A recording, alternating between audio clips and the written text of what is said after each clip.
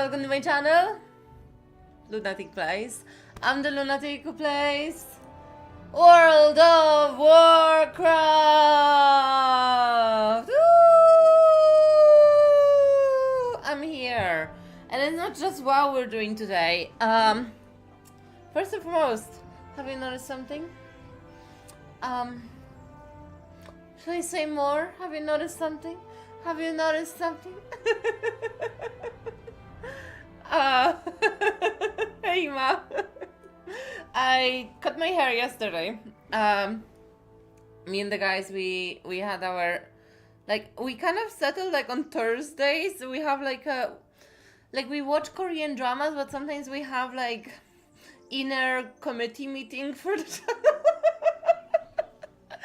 We just meet and talk about stuff. Ima was doing some presentations. She did an unboxing for us. It was really fun. And thank you so much, Ima. And I was cutting my hair, and I decided to go a little bit bold with my hair and cut it pretty short. I'm in a bob again. But my hair was honestly so destroyed. I feel so good.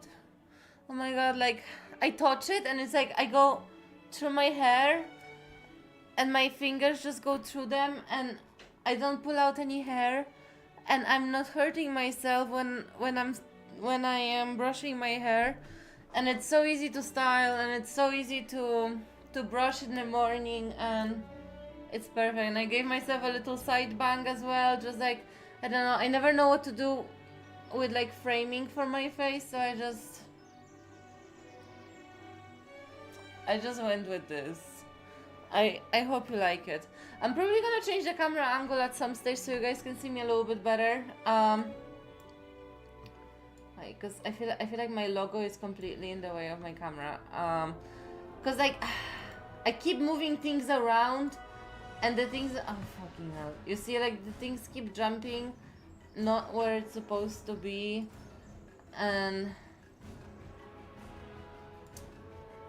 oh no, it's too big. Okay, because I'm trying to align it with the chat window. Oh, because like I want to have my logo because Nev spent so much time designing it. Also, it's nice sometimes. I feel like I can duck and hide, you know.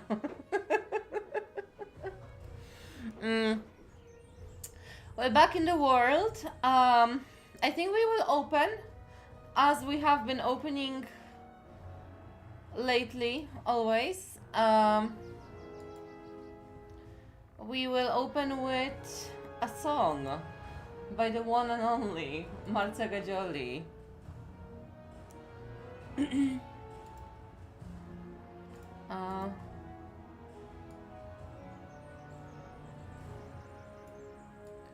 let me just arrange my screens. Like you would think I have 3 screens and that it will be enough. And honestly, it isn't. But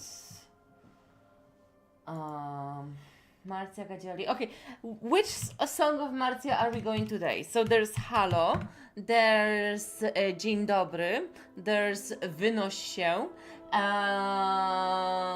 there's Jestem tutaj. Ima, do you have any favorites?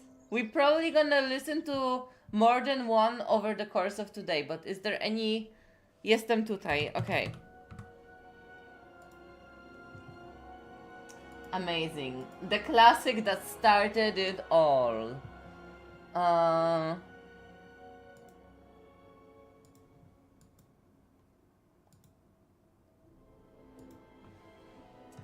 Okay. 1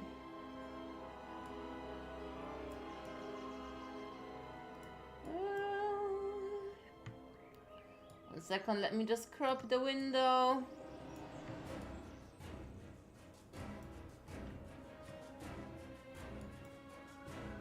Okay.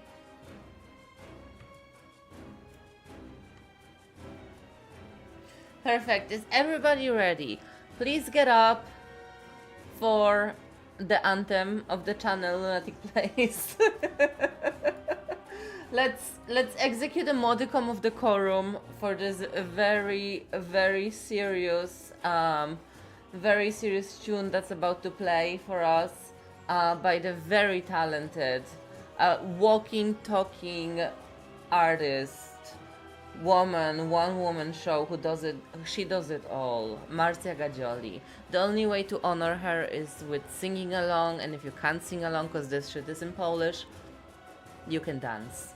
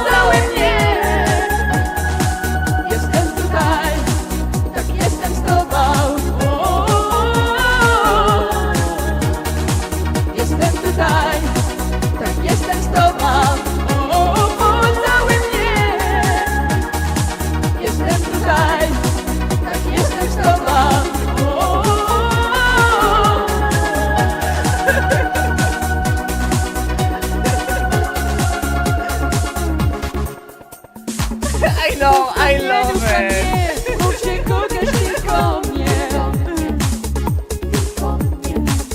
Kiedy mnie obejmujesz, nic oprócz nas nie istnieje. Jesteś moim powietrzem, nie bój się kochać. Pozwól mi być tym jedynym. Jestem tutaj, tak jestem z tobą.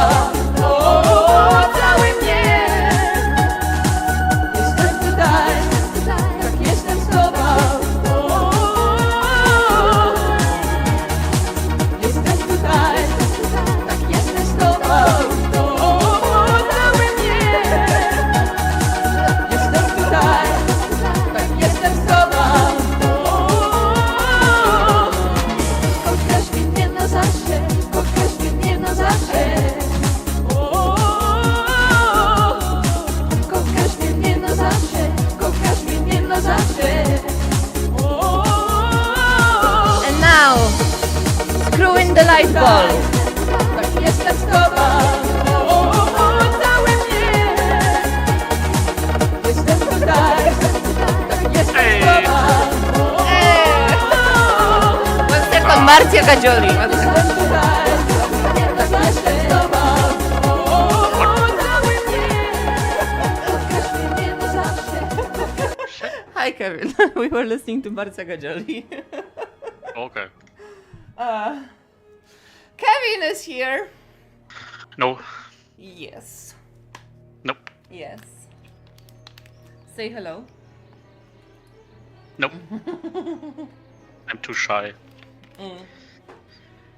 Kevin, chat. Well, chat. Ima, Kevin, Ima. Okay, let us try to go a mythic raid instant. Yes. Say hello to Ima. Hi, Ima. Good. Okay, so that was Marcia Gagioli. Kevin is here, sort of biding the time, because me and Kevin are about to try raids. Yeah, try. Try is a strong word here. Do I need to have a specific item level for these normal raids? Yes, but I'm completely overpowered. I can carry you. Ah, Let's go. We can do them alone. No. not alone, but I can put you in my group and then we go into a mythic raid. Easy. Mythic raid? Yes. No, really? Yes. Really?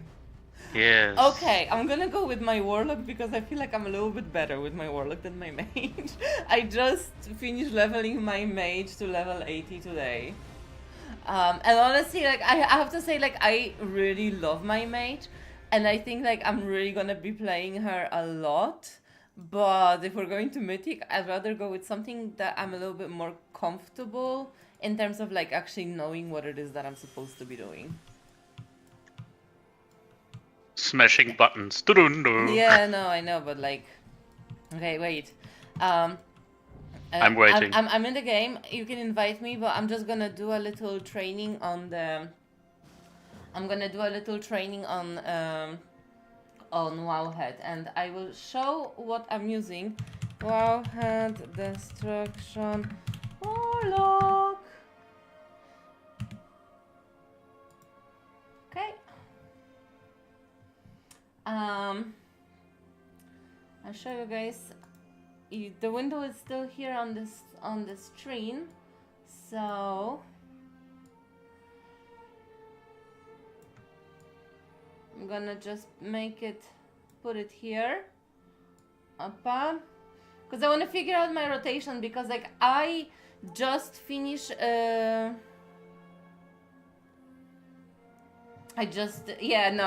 know about Marcia. I just wanted to leave the browser window there because wait.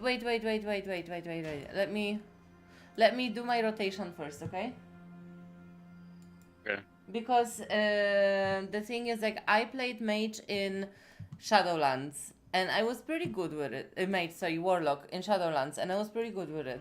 And I was doing mythics in that time, and I was even doing mythic raid, the Castle Latria, when it came out, and I was doing pretty good. I was always on top of the damage meters, but the thing is, like, I haven't played in a long time, and the little bit I played the last time was not enough for me to really know the character, and they changed the character a little bit. So I finally reached level 80 with my warlock. I really want to figure out which exact spells I have to use in which sequence and which I can disregard, because I see a lot of new stuff that I don't know if I should be using it or not. So let me figure it out. Yes, I know, don't overcap on soul shards. So here we have rotation.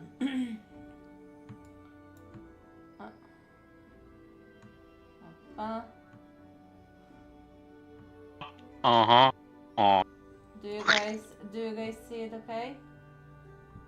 No. 'Cause I'm showing it on stream. I know. Do you want me to stream for you on Discord as well? Yes. Okay.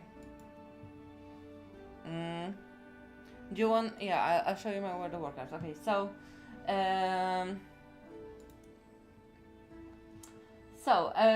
it's about managing the resource, which is the soul shard, and the major damage dealer is the Chaos Bolt with a strong cleave through Havoc, which I have a talent that cleaves Havoc automatically, so when it's available, it will have a chance to cleave on a separate target. So if I'm fighting this one, it might jump to that one, and then if I cast my powerful spell, it will hit this target and this target, so it duplicates the spell.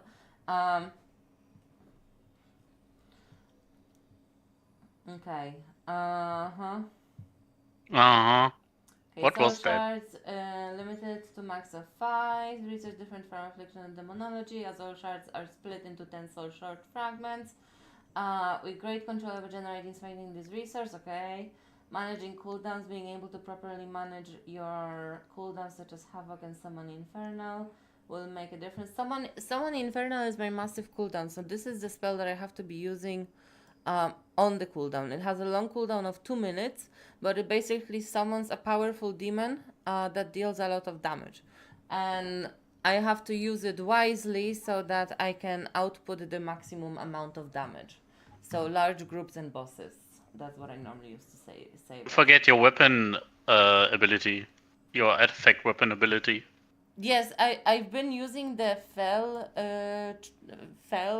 tree, but Yeah, I think yeah. I think I should be using the nature tree because I think for DPS it's better using the nature one. Don't think so, but okay.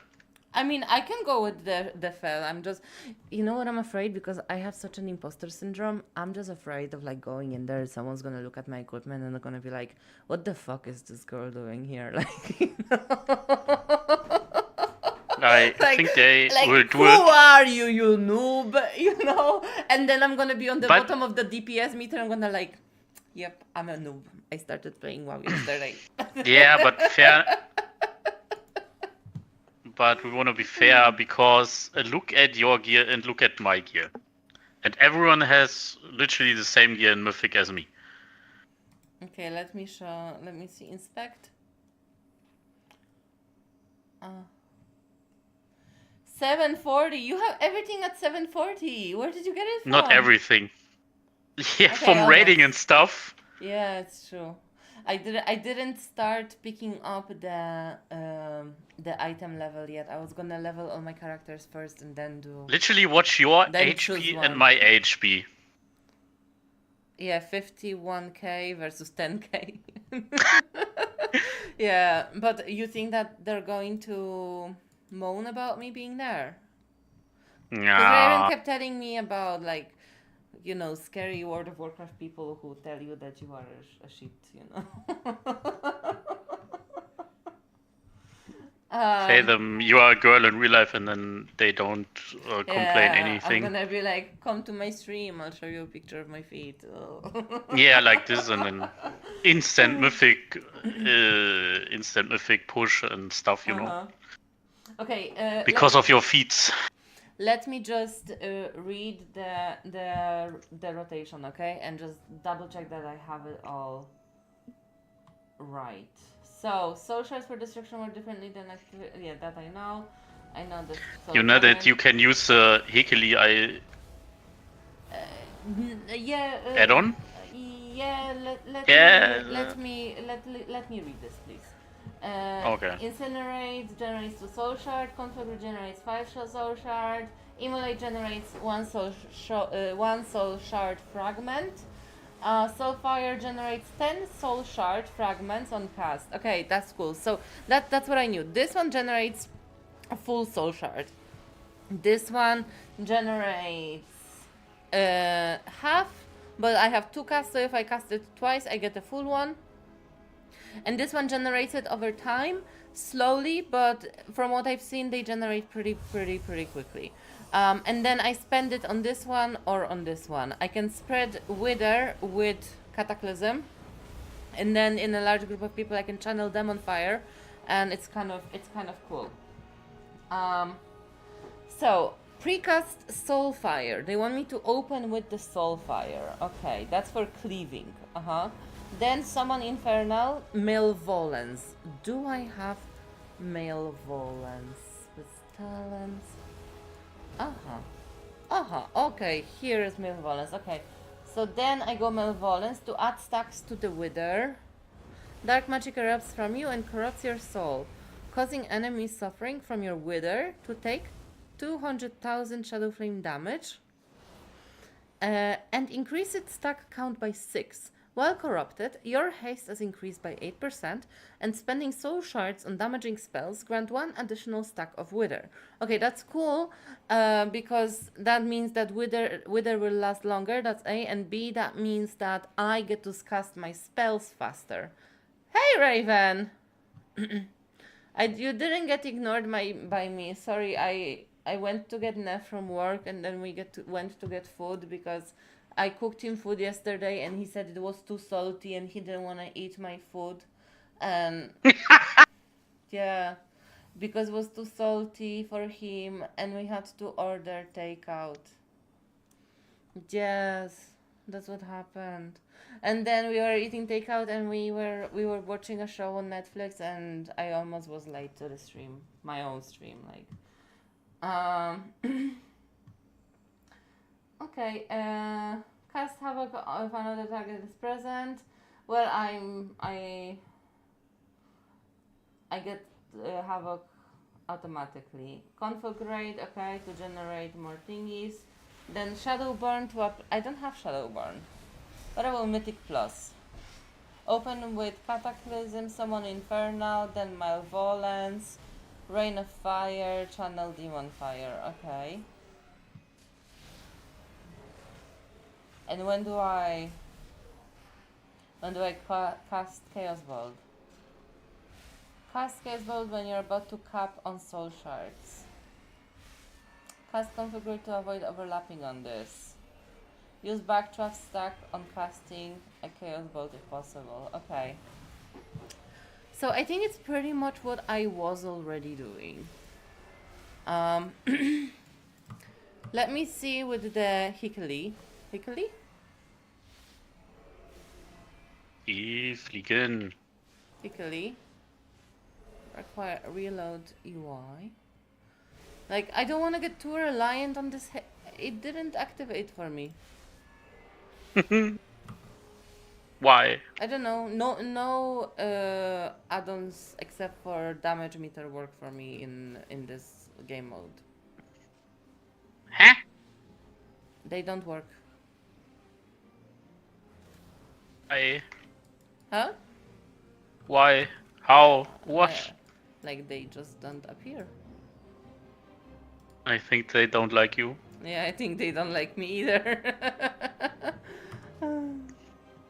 Add-ons? 1 second. Add-ons? 1 second. I want to put my pet frame somewhere, but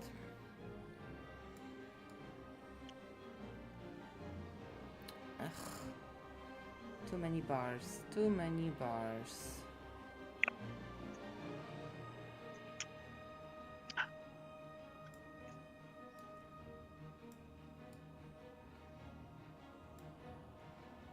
Okay.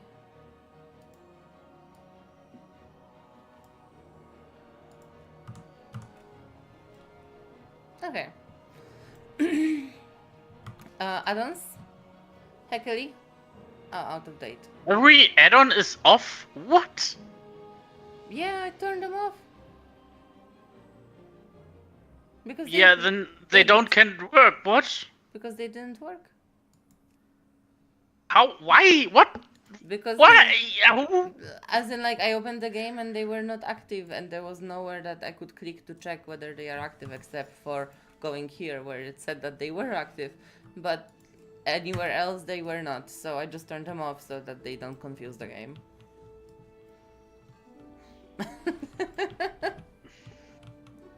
You confuses me. Yeah, it's okay. I can play without add-ons. Okay, let's go. Go on the training dummies. The training dummies are here. Yeah. Come on. Let's go. Okay, so Take these. Open with this one. Then No, that's a friendly target. uh-huh. These are not friendly. Sorry. Oh, I have a cleave.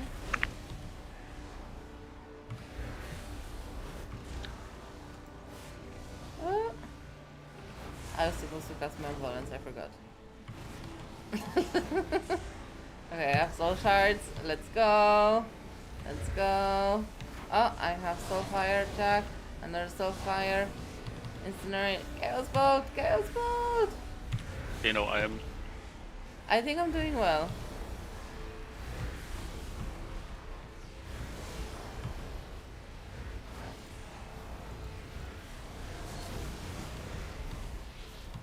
Wow, look at this. I think we're gonna kill the dummy. Oh shit. Okay, it doesn't compare. Hi, Kevin. Why are you such a show-off?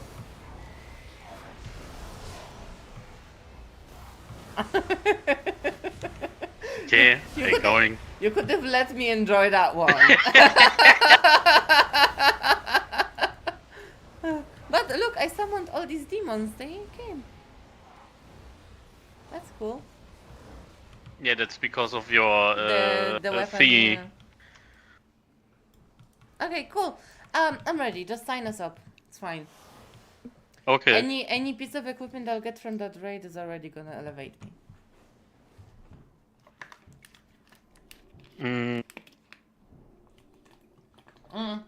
We try it here. Hell yeah. Raven, I'm going straight from LF4 into Mythic. Let's go. I'm hardcore. Hell yeah.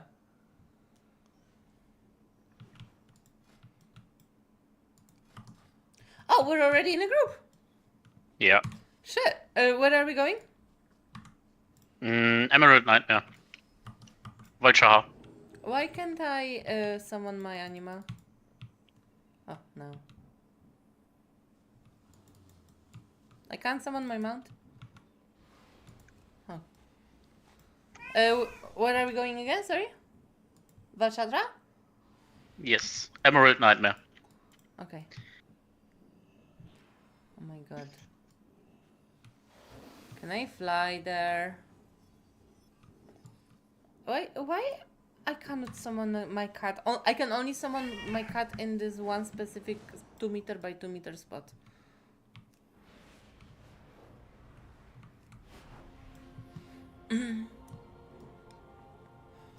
All right.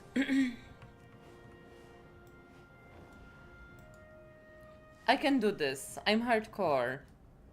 Hell yeah. Mythic grades with no equipment. Let's go. Let's do this. Let's go. Let's go. By the way, guys, we're gonna watch more divorce drama at a certain stage today.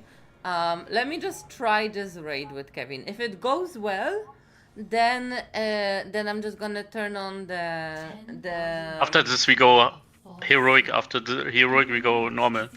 okay. And after this we go mythic Trial of Vader, then heroic, and then normal. Okay.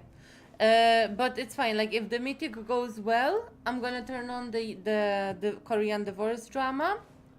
And we're gonna listen to it while I play, and I will do my commentaries and react to it. Because I promised the Korean divorce drama for the whole week, and I didn't have time to do like a more chill out stream where actually I could play stuff. I think you get a port anytime. Did I go too far? No. But I think you are not in the direction. Yes. Why is nothing on your map? Yeah, except the... Kevin, I'm afraid you're not making much sense. I'm here. Okay. Let's go. Okay, I click I'm ready, but I'm not ready. I think you will die now because of Lul. Yeah, probably. Oh, okay. Let's get ready for the takedown. Takedown. It's a takedown. I don't think you're ready for the takedown. I'm already dying.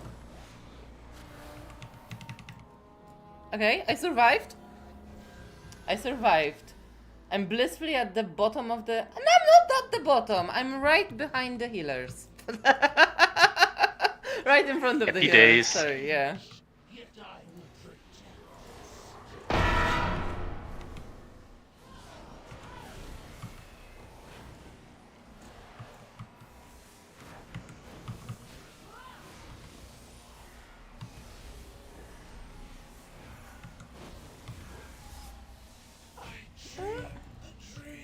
Okay, that was pathetic.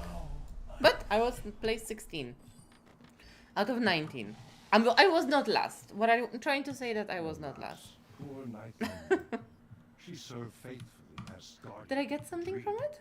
Only to be perverted into a gate. Loot it, then you know. Huh? Memento Loot it, then potential? you know. I looted it, but I didn't read the message.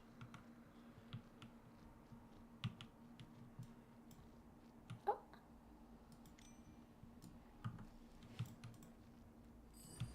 Okay, but it's going fine. It's mythic, and We're doing it.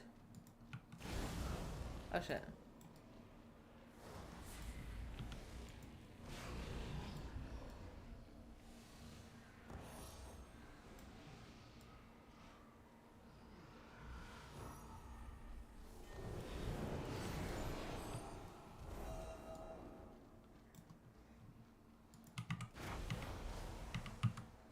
Which lady? Ima needs to know what's wrong with that lady. Which lady? I have faced the nightmare before. Never has it had so thorough a stranglehold on the dream. It hungers, desperate to seed its corruption.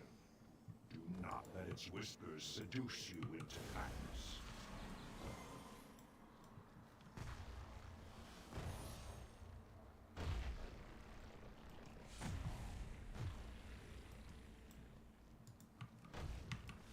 Instantly go left. Each of these pathways, a palpable When you came out left.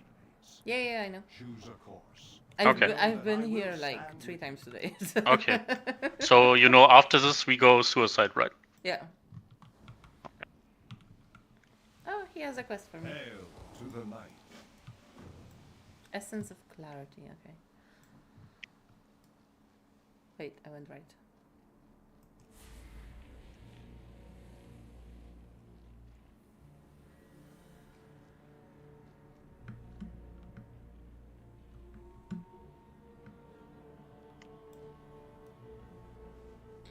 Sorry, I mistook left for right. The nightmare consumes Oh, the nightmare. The nightmare. Oh, okay. Oh, If you need further proof of how insidious the nightmare is, look there. Even the fierce I'm gonna heart die. of Ursak has succumbed. Release him, I beg. where are the people? Oh no, that's not good. Wait a second, wait a second, wait a second. I summon you fast. Okay.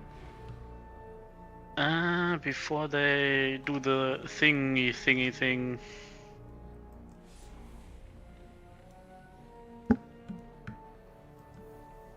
Don't run, don't run, don't run! Okay. Thanks. You will die when you run to us. Ah, coming. Yes, I hope so. Thank you. No problem. Okay. It's curious, they made this LFR group, but they're not interacting with each another. Is the social element of World of Warcraft completely dead? Yes, Okay. They're just here to do the job. yes, that's it. I see.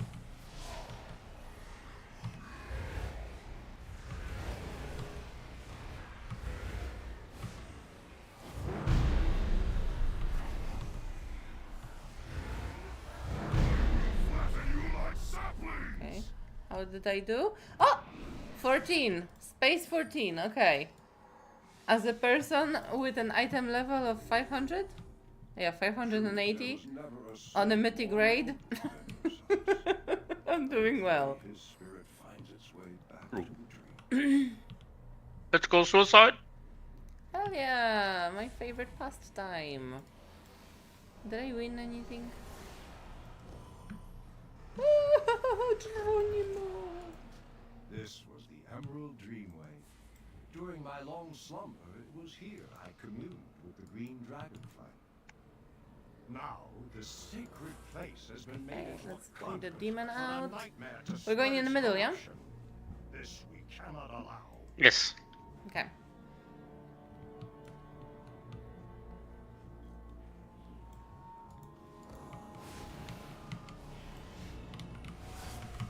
Okay, if it's like this, after I can come with my mage and do this again.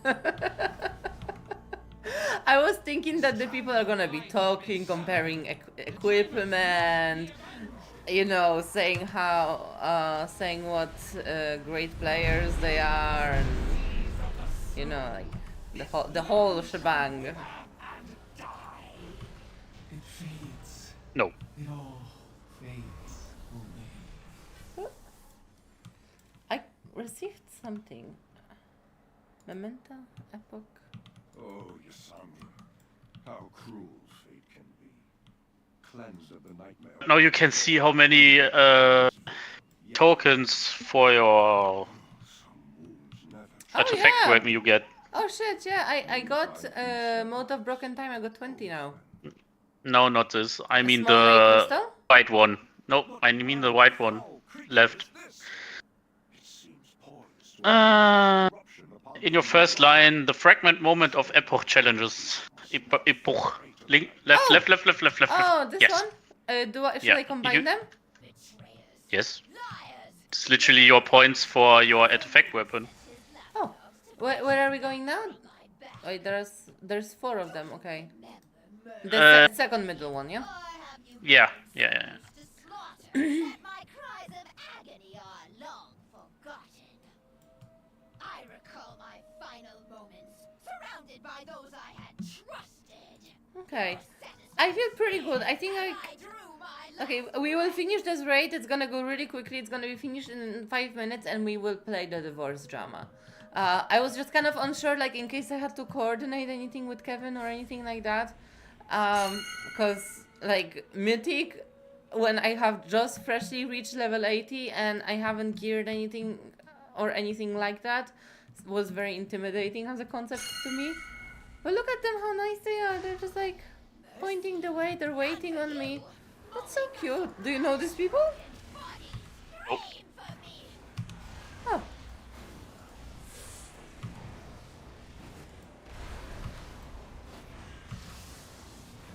Oh.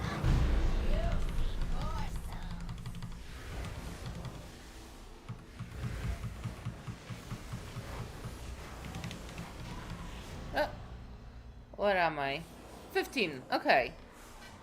I'm Okay, not let's the, I'm go not the suicide. worst. I'm not the worst damage dealer, huh? It could have been so much worse. I think, you know what's my biggest problem? My biggest problem is I don't believe in myself. Yeah, that's the problem. I think, horror is I don't think I'm real, you know? tumor of nightmare infecting a world. I Okay. don't believe in myself, so I don't exist. If this seed takes Okay. the roots of its infestation will Raven is encouraged by our Mythic adventure and says he will try Mythic soon. claiming every So, I'm going to die. everyone. This must not come to pass. Maybe I'm not. I mean, he can come with us. What? Yeah, we can talk with him later about that.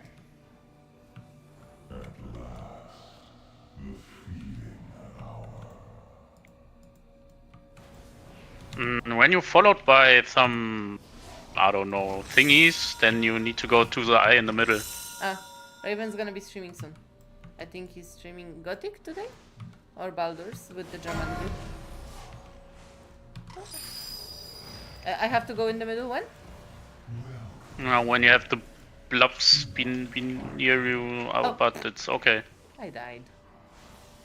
No problem. I will resurrect you in a second. But I'm not the only one who died, so I'm okay. But we're here with a very small group. Yeah, Mythic is only with 20%. Oh. Percent, yeah.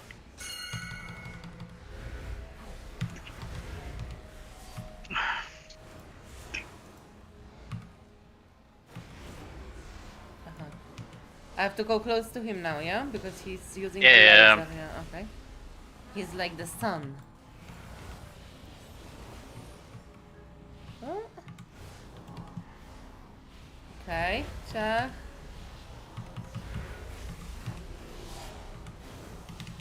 I got Soulfire.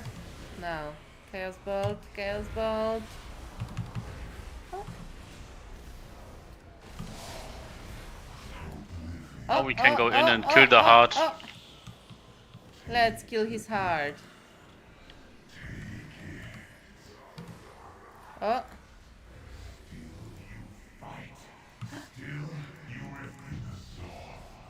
Shit. Oops. Would you res me so I could loot him? Yes. Thank you. Yes. Yes. I got something!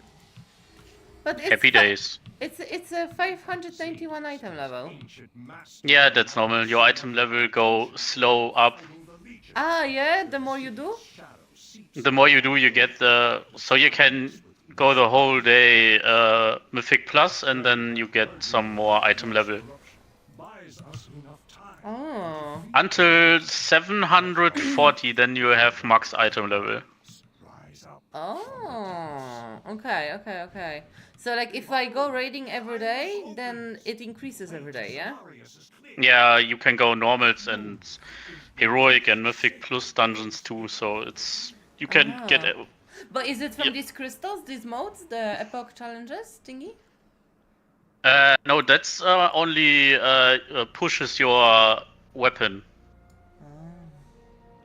Okay, and what pushes my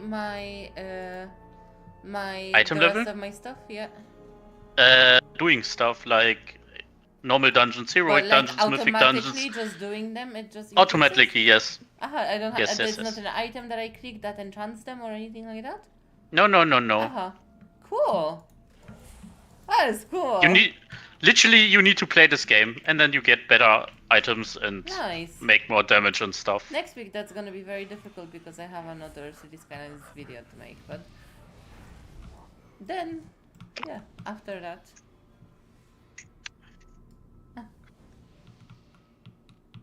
Time for for Ima's secret multitasking technique. The impurity must be Oh. cleansed.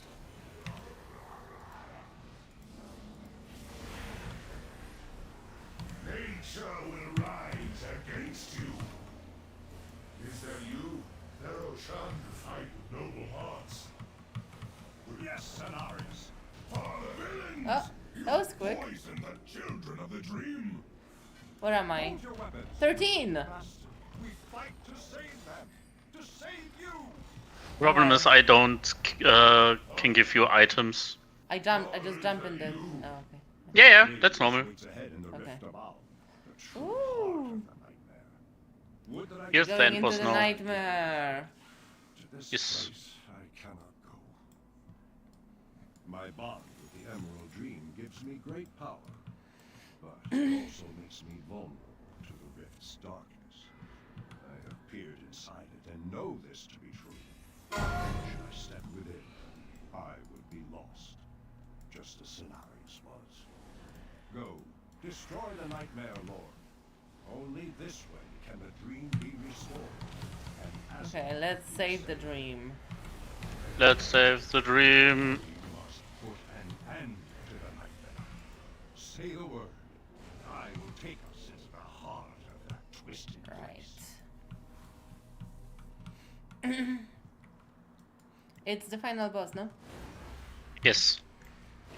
And then we go to heroic, and then we go normal. Okay, yeah, but in that time I will play the... Yeah, no problem. I just wanted to really see how difficult it is without, like, distractions, just in case it was, like, really hard.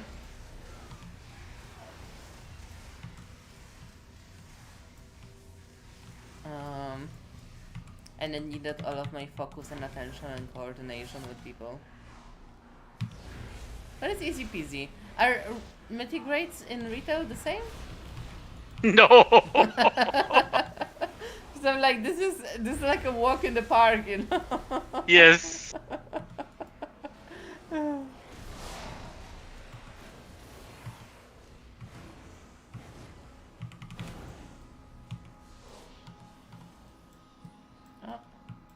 Uh-huh. Is he coming? He's coming. Okay. The nightmare has corrupted dragons, gods, and legends. Embrace the dream engine. It can save you. No, I will not permit it. Embrace the dream engine. It can save you. Oh.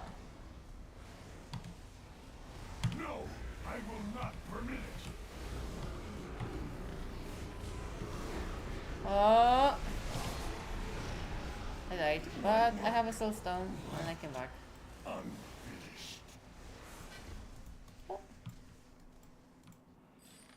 Did I get something?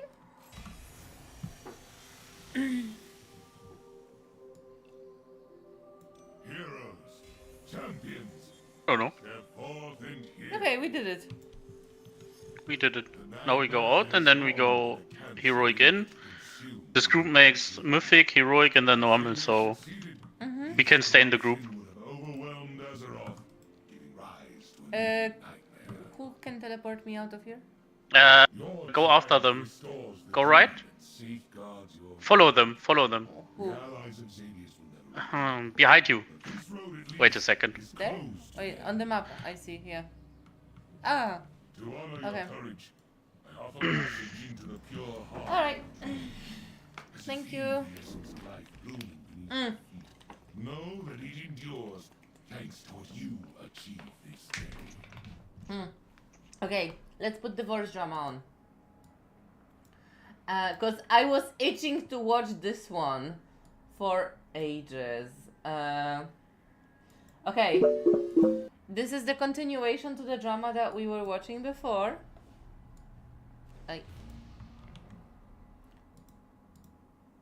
You can go I in. have to put on the drama, 1 second. Okay.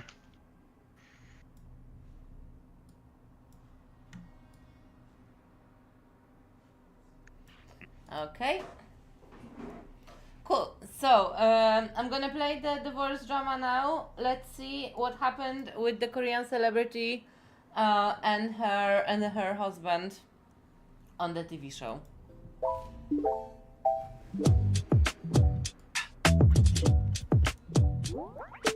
Tell me if the volume is okay. I have to go back in, yeah? Yeah. Yeah. Go in. We're here Okay. for part 2. See you again? I'm seeing you again. We are here for part 2 of the dumpster fire truck that is Lee and Mai's relationship. If you guys didn't watch part 1, Yeah, we are back to the celebrity couple, not the one with the son and the girlfriend and the alcoholic father, who's the least of the problem in the family. please, I'm gonna link it below. But basically, See You Again is a divorce Wait a second, reality I show need in to China where they bring turn your 3 celebrity couples stream and on. they are on the brink of divorce. They've got you 18 can- days to go through all of these. Do you want me to stream YouTube to you?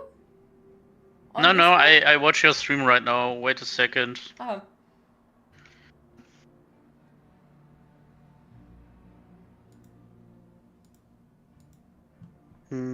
Where are you? I'm here. Oh. Okay, wait a second. Okay. Fucking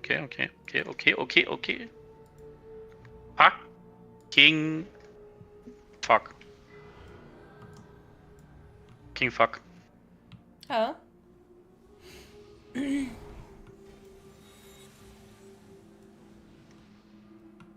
Ready? Yeah, ready.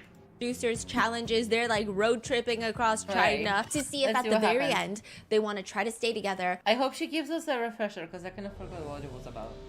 or they're gonna get a divorce. Damn. So the 3 couples in this season of 2024 of last year, this is like the most insane year. Apparently this year is crazy. Like I think the other seasons were crazy, but this 2024, this is like the year of this show. They said nothing will ever top this show. You thought Rap of China was crazy? This is fucking crazy too, but for different reasons. You've got 3 couples. You've got Yang Zi. We've talked about him before. He is Mr. Wannabe CEO, Mr. Let me give you a life lesson on everything. Oh my gosh, this guy is exhausting. He's just purely exhausting. He's got to give you a life lesson. He knows nothing about his wife. He's a Nepo baby, doesn't know how to make his own money. His wife is a successful, her name is Eva, that's like her American name. She is like Chinese name is Huang Shengyi. she's a world-renowned actress.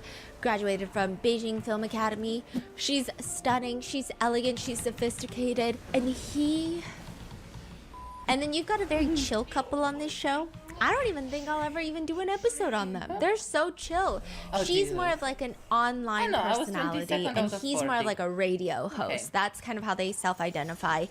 They've got problems, but we've been calling them chill wife and chill husband because even they themselves saw the other two couples, Mai and Lin, Yangzi and Eva, and they said, you know what, I think we're okay. I think we're on the wrong show. I don't know what show y'all are on. We're not supposed to be here. Okay, like that's how chill they are. And every single day, Mai's insanity and the insanity of netizens collectively. Did you know they had to put therapy ads in this show? Because people were getting so frustrated. And so every time you pause the screen, it would say like, are you frustrated? Don't get too riled up over. And it was like a therapy ad. Call BetterHelp.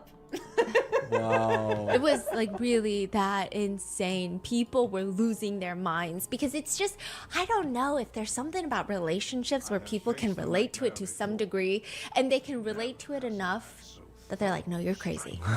So let me give you a lowdown on Lee and Mai that we already covered in the past episode, but just like a quick recap. Lee is a very famous singer that I don't want to say he peaked, but he had the most insanely viral, successful song maybe 12, 13 years ago. He's still putting out music. He still does really well. He still has a group of people that love his songs, but he has not yet reached that level of music ever again.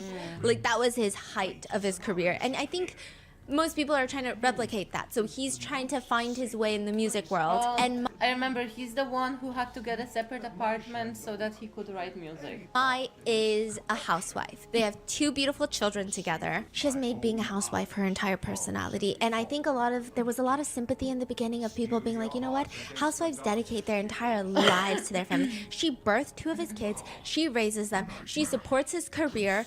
She's the one from financial management. She's the one who needs to manage everyone's money. She's frugal. She doesn't spend a lot of money. She's not materialistic, so she tells us 25 times in the first 3 episodes. She's not materialistic is an understatement. And she's a little insecure because her husband's in the entertainment industry and Mai does not find herself to be conventionally beautiful. So yeah, there's lots of complexities, but she will not stop to tell everybody that she is a housewife, her husband is basically a man-child, and she does everything for everyone. That's the vibe she gives off. So tell me why. When we left off last time, it was her duty to be the tour guide. She wakes up late, later than mostly everyone except for Yangzi. Wakes up at 11 a.m. She has her husband and the chill wife go to the grocery store because she was supposed to go to the grocery store, but she woke up late. So now they gotta go, and the chill wife is doing her job for her, and she has this whole coffee incident. The whole coffee drama happens. And then as they're packing to finish breakfast, because it's a road trip, they gotta get on the move again. There's just this scene where one side of the girls' dorm, like the room, is just, there's suitcases overflowing. It's so messy. It's messy. It's not a good look. That's my side? Yeah. And all the comments are like, how is she a housewife? What's going on? What's happening right now? This doesn't even make any sense because she made it seem like she's the only one that does the cooking and the cleaning and then da. And then all of a sudden, she is living in like a pigsty. What's happening? She dug her own grave. Oh, Yeah, no. and she keeps saying to Eva, where is my husband? I need him to help me pack my luggage. And Eva's like, and then she's like, husband, can you come help me pack my luggage? And very enthusiastically, without a hint of annoyance. He's like, sure. And then she's like, I can't shut this suitcase and I still have all of this stuff on the counter. And this is what's crazy. Listen. I don't know why you're laughing, okay? Because I also can't pack well. I can pack. I can't close it well. Yeah, What? I'm a great Honey, packer. Don't compare yourself to Mai. Come on. No. This is the comparison I'm making. Oh. Sometimes I have a hard time closing my suitcases. Yeah. I have a hard time lifting my suitcases. Yeah. So I need suitcase help. Yeah. However, not once have I ever said, my biggest annoyance about my husband is that I have to pack his performance clothes. So she went on this whole tirade about how she has to do everything for her husband, including packing his clothes before his concerts. This was like a whole thing that she made it a point in front of the other wives, in front of the relationship teacher, and she can't even pack her own suitcase. So now everyone's like, are you sure you're packing his suitcase? Because this doesn't make any sense to us right now. Yeah, self-aware is not in the room with us. No. Eva even asks her, how did you manage to bring everything here? And she says, I don't know. That's why I Thanks, hate Grace packing. I Raven. can never get it to fit. And thank you about the compliment about and the so hair. But Lee you were arrives, there. And then the sweetest like, my, it's okay. And she's like, my suitcase is Wait, exploding. Ima, tell him he was and there. he's like, no problem. I can handle it. Oh, And he calls her my. Yeah, and he very That's so quickly cute. packs everything. And you know what I noticed? Because I don't know why I noticed it. But she was all, in the last episode, she was all like, I'm not like other girls. I'm not materialistic. Every suitcase is Ramoa, just lined up. And it's fine. People love Ramoa. Great suitcases. They gonna roll die. good, right? But it was just like, people had problems with that too. I think clearly when she mentioned that like 25 times that I'm not materialistic, like why you say it so much? Like, And you I know think what I mean? it Like, just was annoying also because I think she said it in front of the other girls. One of them is a very well-known actress. The other one is kind of like an influencer, right? And those types of occupations, you probably do spend money Yeah. and you're probably working with brands and you're buying luxury goods and, it just felt like... Yeah. It almost felt like she was also digging on them at the same time. Yeah. So it made it even more indigestible to people. It's like, okay, we get it. You're not like other girls. But also, you are just like all the other girls, and that's okay. Ima, the Why'd you have to be mean translator. about it? Yeah. He packs the suitcases for her. And all the netizen comments, because it's a live feed, they're saying, so who's taking care of who actually in this house? We don't know. When they get to the new destination, Lee is there and he's putting these toilet seat covers on all the girls' toilets for them. Wow. And Mai sees this and she takes credit for it. That's f***ing She's insane. basically like, oh yeah, we I put told we put the toilet seat covers on for you guys. So she tells the group, but she says like, we did it. Like it made it seem like she did it. Or like she told him to do it. So it just seemed yeah. So Oh my after all God. these little things all together. Oh, and because she woke up late, she was doing her makeup in the van, because that's how late they are. And then they get to the next destination. And this is where she is the tour guide for the day. So they're all taking turns. She's going to be the tour guide for the day. She gets there. She had left her tour guide handbook at the last place. So she doesn't know how to tour guide anymore. No, because it has all the landmarks and what to say about the landmarks, Right. And so she looks around and she starts blaming everyone else. And she's like, none of y'all brought your book? Because she could have just used one of their books. And she's like, none of you guys thought to like look for your own book? You know what this is Oh my exact. You know God.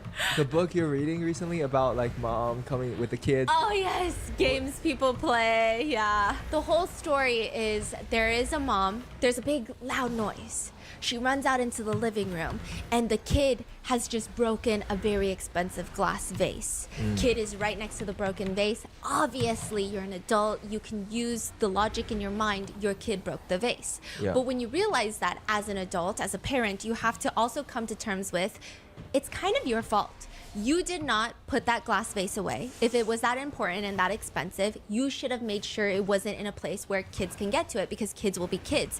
And you should know that as an adult. You didn't child-proof the house. You should be more concerned that your kid is injured by the glass, but you're not. So then you have no reason to be mad, right? Also, this is apparently what happens in a human's mind, Yes, right? yes. So they're just saying that a lot of humans have like transactional games that they play. And it's not game, like games makes it sound bad, but Yeah. people just interact in ways and they behave in ways. Yeah. And so they're saying that the parent has no logical, justified reason to be upset. And so they ask the child, who broke the vase? The child will inevitably lie, which is exactly what the parent is expecting. The child will say, the dog broke it. And the parent now has righteous anger. You do not lie to me. And now they can be mad at the kid. And it's no longer their fault, it's the kid's fault. It's kind of like how Maya's doing. Maya's like, you guys didn't Oh, bring that the was book? quick.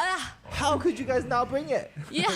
And so she's like kind of blaming everyone else. And she's like, oh my God, nobody brought their book? And it's no longer about her, even though she's the tour guide. So, like, Yeah. yeah, maybe they should have brought their book, but they didn't have to. They're not the tour guide for the day. So it was weird. And then even in the car later, Mai is talking about how she's ranting. She is very sensitive to the word dominant. She hates whenever Lee tells her that she's being too pushy, too controlling, too dominant. Oh, God. And she's like, he says I'm dominant. And Eva she was also reading game theory. Okay, she's reading game theory. And she said, dominant? You? And Mai says, exactly. This is something that we just don't see eye to eye on. And Eva, she could start a fight. She could say, no, I think you're dominant. No, I side with your husband. But Eva is sophistication. She is elegance. She's too smart for this. She says, it must be a matter of perspective. My husband, Yangzi, he thinks he's not dominant. I think he's very dominant. Your husband doesn't think he's dominant?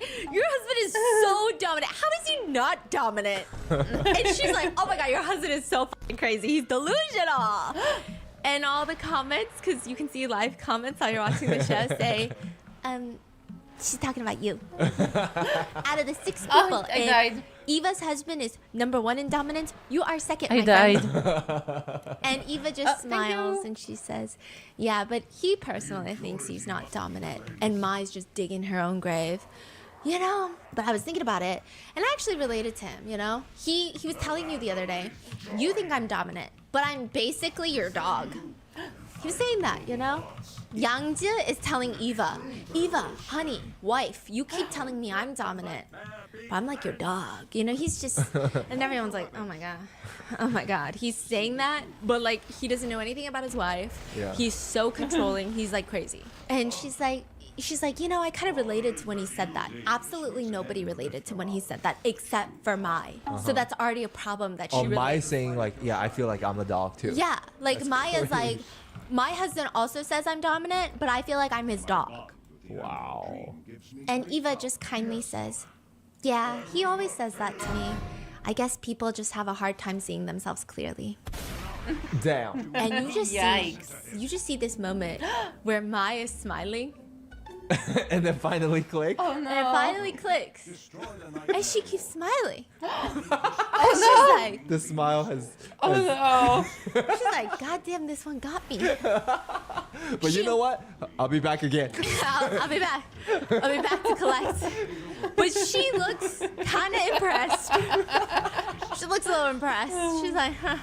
Yeah. She shut up after? I mean, there's no way to get out of that one, right? Yeah. And all the comments were like, Eva does not read game theory for nothing. She's here to run circles on her own husband, and now Mai. Like, get out of here. It. Eva is the hero of this episode. And then by that point, when they arrive at their next destination, they don't really get a tour of anything. They just have to sit down and eat lunch, and it's already late. It's 4 p.m. And everybody only gets instant hot pot, some cup ramen, a can of Spam, eggs, and some junk food. Just to give you an idea, this is probably the worst meal See You Again has ever seen. Really? Yeah. Even the other why couples, is that? They don't have time, or they don't? She didn't plan it well. Like when you watch the other 2 couples, the way they planned it was like to the T. They looked for the restaurant that had the exact like pricing. They worked out prices of the noodles and like everything. I see.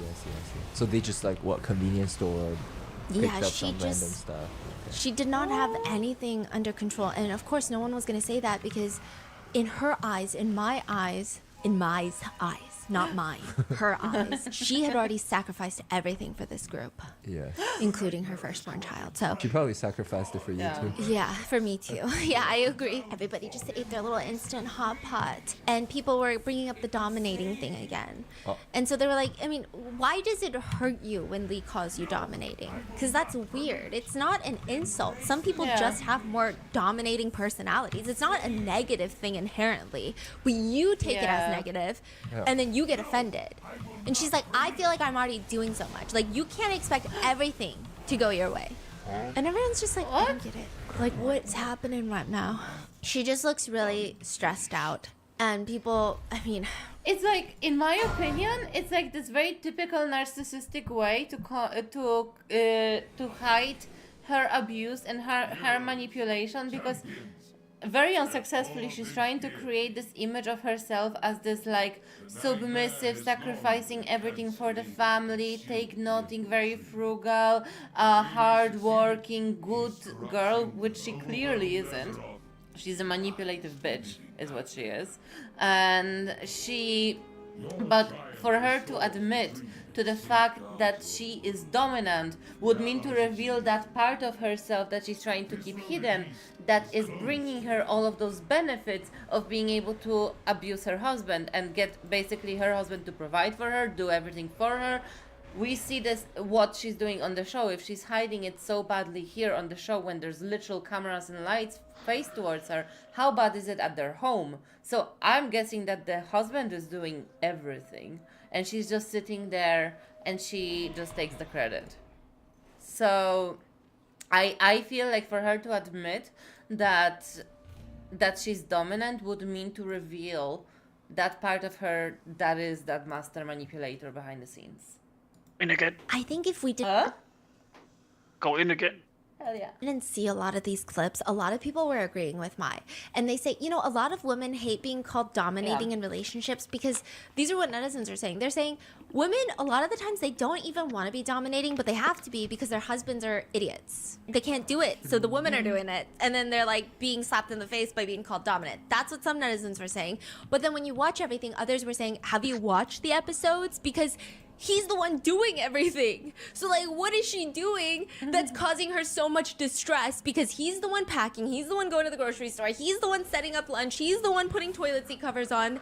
All she does is say she does everything. So that's where people were like, I don't know if this applies here. I don't know. Her action doesn't match at all. Yes, yeah. And exactly. she's just very mean to him.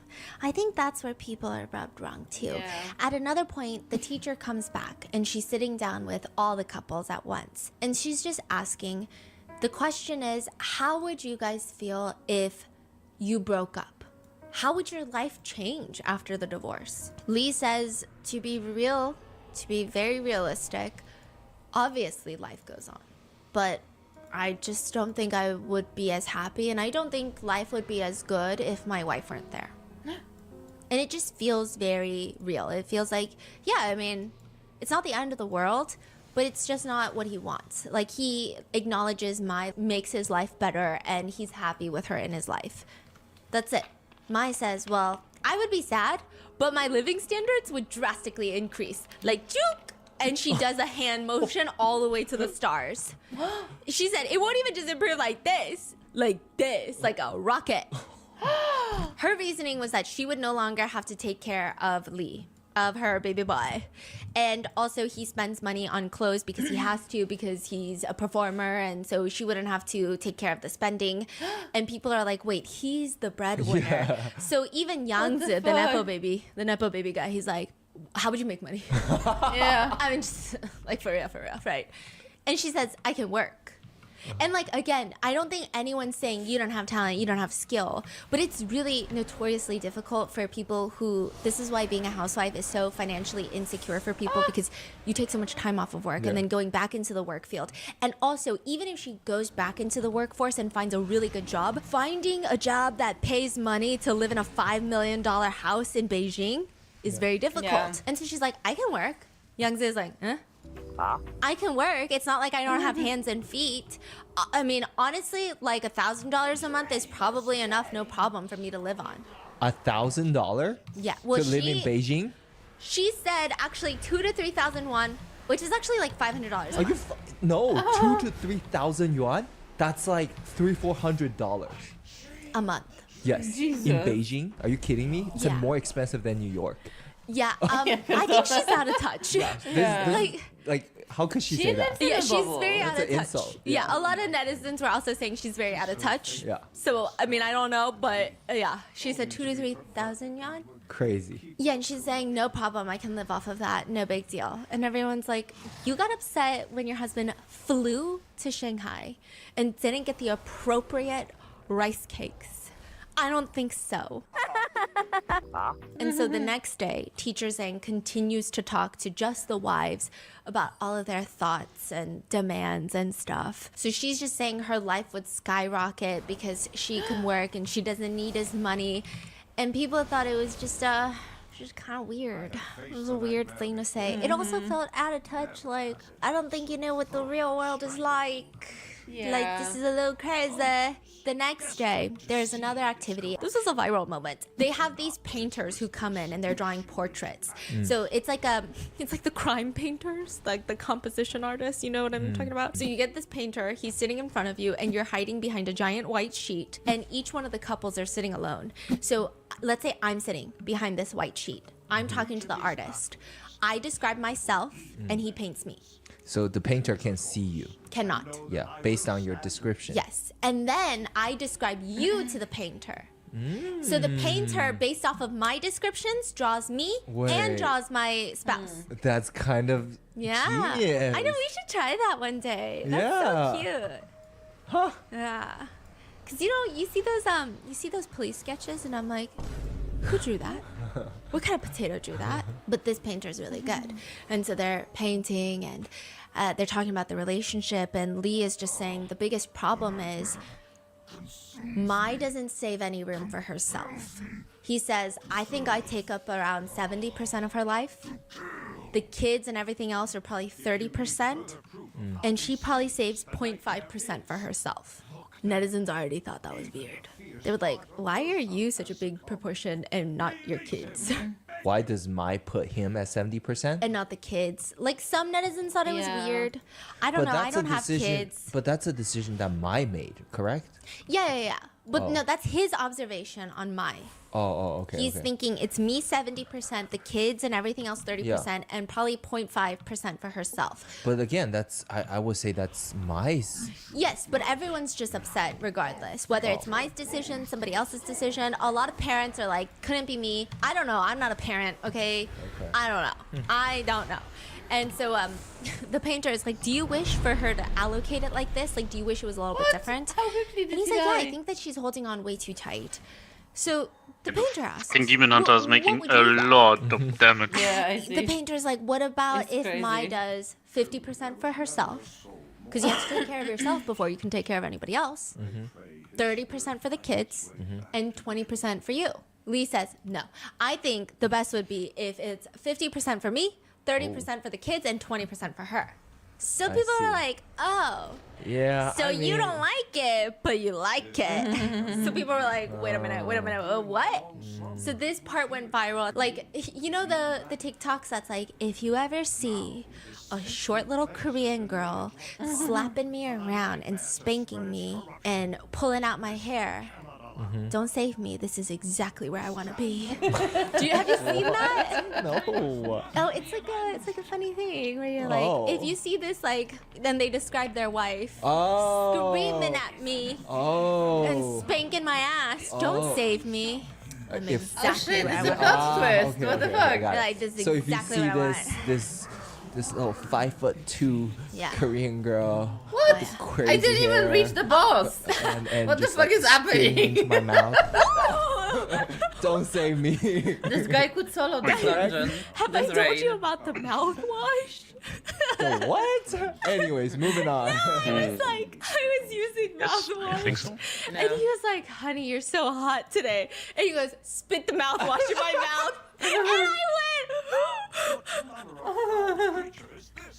I went, this is so crazy. I'm so shy. And so I did it. No, I'm just kidding. I did not. And he was kidding, and we were kidding. But it's giving that, right? So netizens were like, okay, this we can't do this anymore.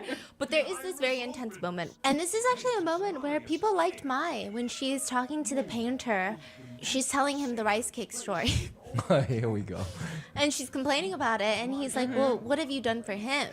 And she reflects because she's like, what have I done for him? Because she's talking about all the birthday gifts, like all the surprises he's planned for her. And she does like stuff for him, obviously, but she's never done anything like that for him. So finally, she's reflecting. People are like getting excited. And so all the comments are like, yes. This is the moment. Like, it is a divorce dating show. So naturally, we're going to be upset with couples. We're going to get too invested. We're going to get riled up. The parasocial relationships are going to go hard. I don't But even the get in my minute that you rotation start to the improving, people were so happy for Mai. They were as well. like, this is where everything's going to turn around and everything is going to go up from here. Meanwhile, we got to focus on that dumpster fire next door, which is Yangtze. There's so much over there. So, like, thank you, Mai. We got this. Like she's finally realizing her issue. Yes, like we're finally gonna get somewhere. And everyone thought this painting experience was the canon event to turn things around. That night, all three couples are sitting there and the paintings are unveiled, revealed to them. So mind you, you're going to have 2 paintings per person. One with your own description of how you see yourself, and then one with your partner's description of how they see you. Oh no. So it should be you describe yourself really bad. Oh no, and this then is like your that partner episode describe of you Rick and Morty. Really good. Yes. This is not I gonna will end say well. that with Lee, he said she looks like 2 celebrities, and they're both beautiful celebrities, and Right, Maya's the mother and the beautiful. mother They have turn the sex. paintings around. Maya's instantly upset with both of her paintings. Like, not even just the one Lee described, but the one that she also described. Of herself? Yes, and immediately it just is shooting through the roof with her insecurities. And it probably didn't help that the chill husband, who I think has a vendetta against Maya love the whole it. time, okay? He just Hell looks yeah. over and he goes, "This is just like a picture of 4 men." Wait, what do you mean picture 4 men? Maya's painting looks like 2 men in a wig. But I will say the way that the other husband said it seemed like a full-on diss to the painter. Oh. It did not seem like he was targeting Mai. It seemed like he was like, "Oh, that painter didn't even get it right. Like, these are 4 dudes. Like, that painter shit. sucks, you know?" Yeah. That was the vibe, and everyone starts laughing, including Mai. And she's like, "I don't want to accept this as me. I think it's better if I just live on beauty filters." What the fuck? And it was only a joke, but she just keeps going, 4 men, 4 men. And he's just like, "Yeah, it looks like a man cosplaying as a woman." And the wife is like elbowing her husband, like, "Shut the fuck up, okay?" Like, she had spent enough time with Mai to know, like, this is not a joke that she's going to be chill with. Maybe this is a joke other people would be chill with, but she has personally spent more time with the other wives, and she knows, hey, husband, we're about to get assaulted. So she's like, shut up. But he's a professional commentator. That's his livelihood. Silence is impossible. He just keeps going. He's like, "I can't even look at these. Otherwise I'm gonna start busting out laughing," you know what I mean? And he said, "I wish I could say more, but I think I'm gonna get cyberbullied." Oh god. Oh my god. Yeah. God. What is going on? Yeah, and I genuinely, like, he even says, like, Maya's cute. She's the type with a baby face, like a very cute and sweet look. But this drawing is just like a man dressed up as a woman. So again, it's like he honestly thinks he's gonna get cyberbullied for bullying the painter. No, he's about to get decapitated by Mai. She's about to bite his head off. That's what she's about Like, to do. she's got such a cute, like, baby face, and then he drew her like a man. I think that he was honestly trying to be nice. Oh, no. like saying that this picture represents nothing of my. Yeah, and maybe to even poke fun at the painter so that it doesn't become this. That's how I took it, interpreted as. So it doesn't become this whole moment of like, "No, it looks good." When it's just like, no, the painter literally didn't do you justice. Like, ignore it. Like, that painter sucks. Like, you have such a cute face. This is Okay, it doesn't look like you. It looks like a dude. Yeah, it literally looks like a dude. Like, look at it. Like, come on. I can't even look at this without laughing. It's crazy. Yeah. That was the vibe he was giving. And she asks, "Do I look that much like a man?" As who? Ask the other husband, and the other husband is like, "This cannot be your imagination. Like, this kid." It did Lee say this one because one of them looks more like a man. And after all of this, like, Mai is just laughing and laughing and laughing, and it was But like she's not really laughing. it was just very uncomfortable laughter that nobody really knew how to respond. And the other husband, I guess, did not have the nunchi to realize that at this point, I don't think the other husbands knew. Honestly, Ima, I think you're spot on, but I don't think it's the painter. I think maybe the producers went to the painter and they were like, "Yo, we will pay you $1,000 if you botch that painting." How sensitive. I Maya bet is. ya. The That would other make wives great knew, TV. But the other I husband didn't even is cast there, a like, spell on they that did not boss. know. What the fuck? And you know, that's the thing too. You go to a gathering on your way home, in bed while you're showering, that's like, let me fill you in, FBI style. Okay, we're doing shampoo, and I'm like, okay, so basically, did you notice that moment where this person did this? Okay, so I think they were fighting, and so that's when like your husband is in the know. But this is on set. You're mic'd up. Everything's a hot mic, so they can't have those sessions. So husbands are in the dark. Their wives have not informed them on what's going on. So the husbands are like, I don't know what's going on. So he just keeps going. Do you know what I mean? No, this is so bad. Wait, why? No, I mean, this is just a train wreck. Yeah. Oh, man. And then he's just like, then I guess maybe you're a man inside. He's saying, I mean, you said you want to take care of him. You feel like you're supporting the family. You have to be, you know, maybe you're like the dude inside. Is he transvestigating my?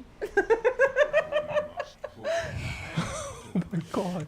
I'm scared. Oh no. What happened next? Oh And no. she just keeps laughing, and she says, I'm laughing my ass off. Oh my god, I have tears in my eyes. I'm laughing so hard. And you just know. Oh my god, no way. When someone says, I'm laughing so hard, I'm crying, but you know that they shouldn't really be laughing, then you know that they're not laughing because they're crying, they're laughing. Is they're this crying 'cause sad? they're crying. What's the vibe? Is this sad or not sad? It's just giving very scary. Like unstable. Oh, Or okay. like not unstable, like that seems harsh of a word. But you know when you're sitting at a gathering and there's nothing you can do to I betcha the producers engineered this. I am 100% sure that the producers engineered this. stop the train wreck. It's not your train wreck, it's not your train, you're not the conductor. You don't even know the conductor well.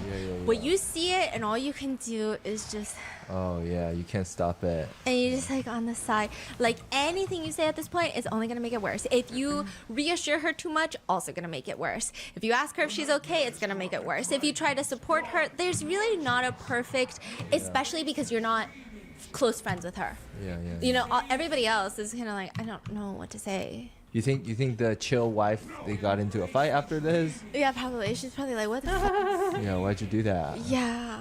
And I think this was another thing where I think the painter just got it wrong. Lee said one of his favorite things about his wife is when she just laughs. She laughs a lot. And he just loves when she's genuinely laughing and she's got a big laugh. And I think that's a thing of Chinese culture is a lot of people will cover their mouths, or when they smile, they don't like to show their teeth too much. So it's like more reserved laughter. Yeah. But her laughter is very Western in the sense of like she laughs a lot, loudly, frequently, and it's big and it's bright and it makes you laugh because it's like, oh, it's infectious, right?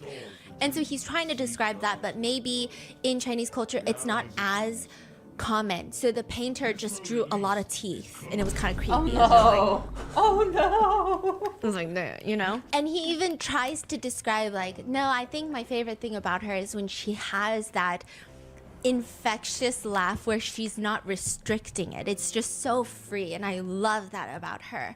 But obviously, it didn't come off The well husband in the honestly sounds painting. great. Wait, okay. Pause. Kevin, what are we doing? Mm, I can leave? yes. Okay. Okay, I will Hearthstone to the island. Are we going for the Trial of Valor? Yes. Okay, cool. No. No? Yes. Kevin, Yes. I'm trolling. don't troll. Hi, Memnog, how are you?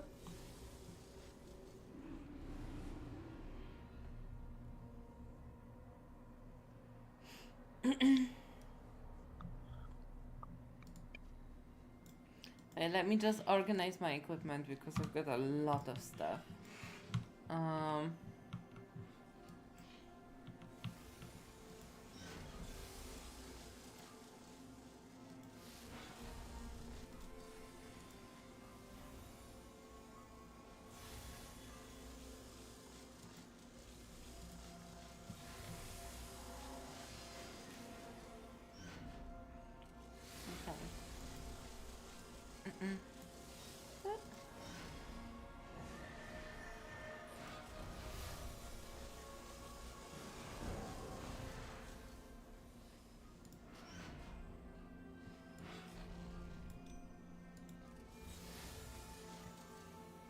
Oh no! I hope you feel better soon.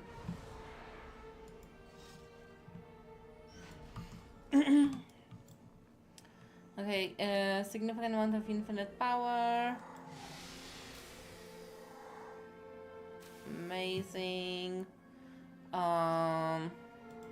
Also, item belonging in Legion remix.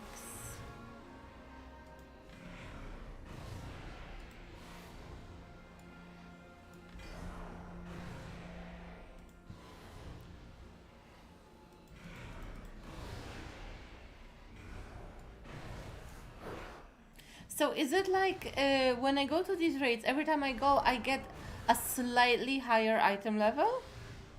Items? Until I reach Yes. 740? Ah, so every time it's Yes. a different item. It's not like the items that I have magically have a higher level. No. Aha. Okay, okay, I see that. Okay, so each time that I also get like these modes of broken time, I get higher level items than the ones that I have. What? No. You get higher item level when you get higher item level. And then you get higher item level. After you get a higher item level. That doesn't make any sense, Kevin. Why? You I'm get confused. you get higher when you get more item level. After you get more item level, you get No. items with higher item level until Yeah. 740. Yeah, but okay, so let me. It's had nothing to do with your fucking artifact power or something else. It's only your item. I know. I wasn't talking about that. I was talking about the item level. So, I meant that because initially when you explained it, I thought that when I go to raids, after I do the raid, magically the items in my inventory raise the item level. Oh. But now I see that every time I get a new item with a slightly higher item level that I have to change, and then I can discard the old one. Yes, that's it. Exactly. Exactly. Memnock tells you that you can't define a word just by repeating it.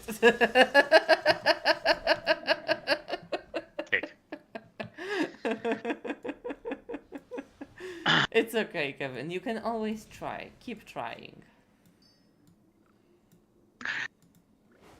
Fuck are you? Okay, I will look for a group or? Yep. Or do you need time? I think I did everything. I'm just gonna go to the Transmorgifier and that's it. Okay. I think I'm gonna weigh my my Azrakir. Is this a rapper? No, it's the transmog from Legion. Okay. This one. Oh. Perfect.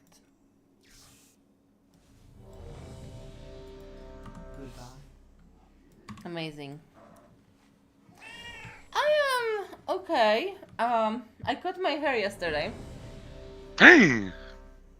Like, it's pretty short. But I can finally bring my fingers through my hair and I'm not pulling hairs out. Because I used to pull out, like, fists full of hair every time I was in the shower. Sometimes it felt like I was going bald. Okay.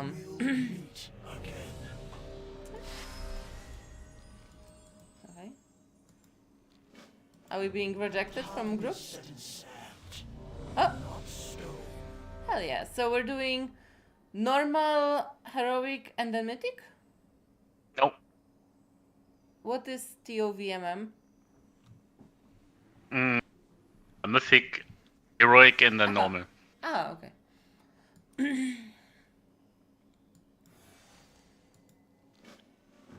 There is more than one way to solve any problem. I should see a doctor about what? About the hair? Oh, it's doctor about the hair? I think more it's Doctor? like a hairdresser, but I did it to myself. I've bleached my hair so many times.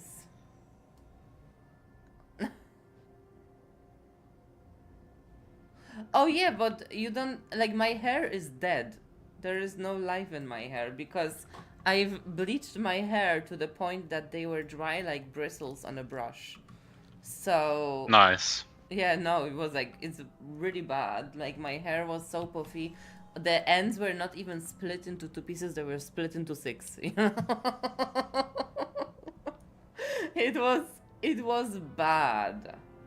I mean, like I had blue hair for like 2 years, 3 years. So that's sadly the consequence of my choices.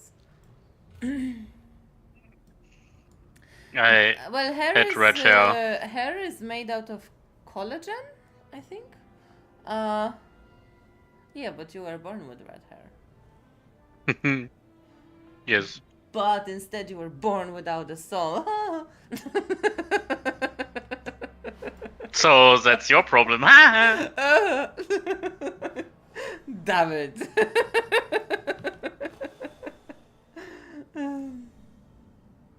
No, but like I don't know. For me, there's a difference when the hair is not treated chemically, and the hair closer to your root, it feels like it has more life. It's smoother. It's less porous. It's less scaly.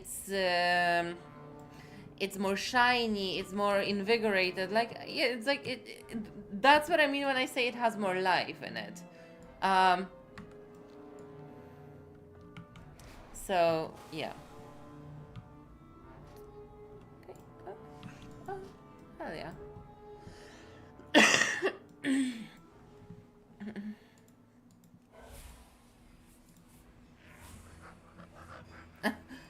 Memnock has a super funny but offensive ginger joke. Do you wanna hear it? Kevin? Yes. Yeah. Well, huh? Do you wanna hear Memnock's joke about ginger people? Tell me. Okay. Go on, Memnock.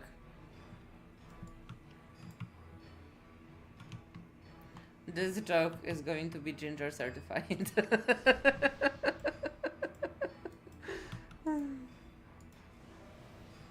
It's super offensive. It's fine. This is like really offensive. It's fine. Go for it. We have adult filters on anyway, so should be fine. As long as there's no pictures, it's okay.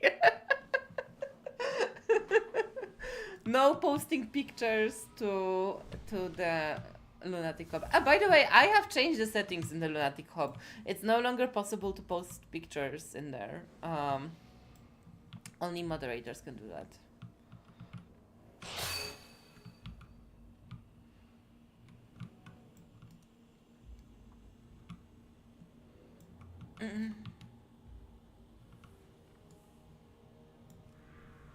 Nothing like a good old censorship. Okay, we're waiting for the joke.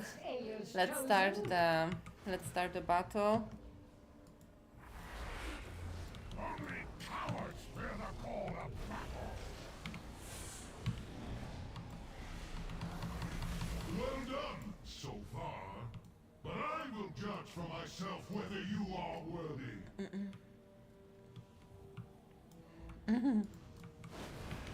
That's allowed.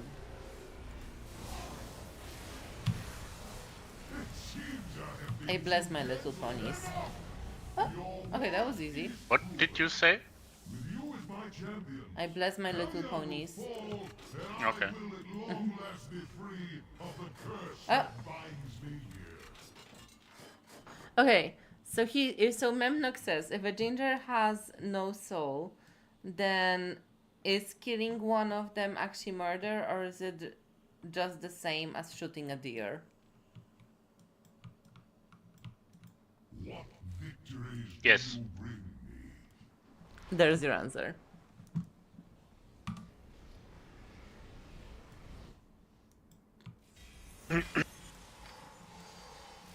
I wonder, is there like a response to it? It's or not was, the same, or duh. was that the Because the deer has a soul, duh.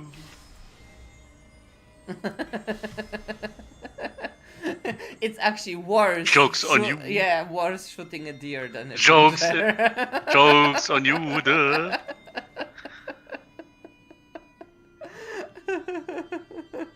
I got you.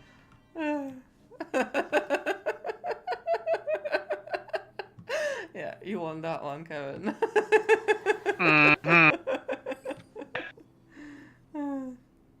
Oh, he says, at least I would eat the deer, but I would never eat a ginger. You see. I think he got you back.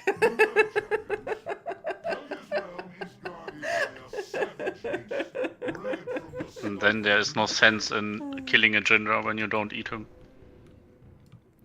It's just wasting a good Yes. kill, right? Yes. Yeah.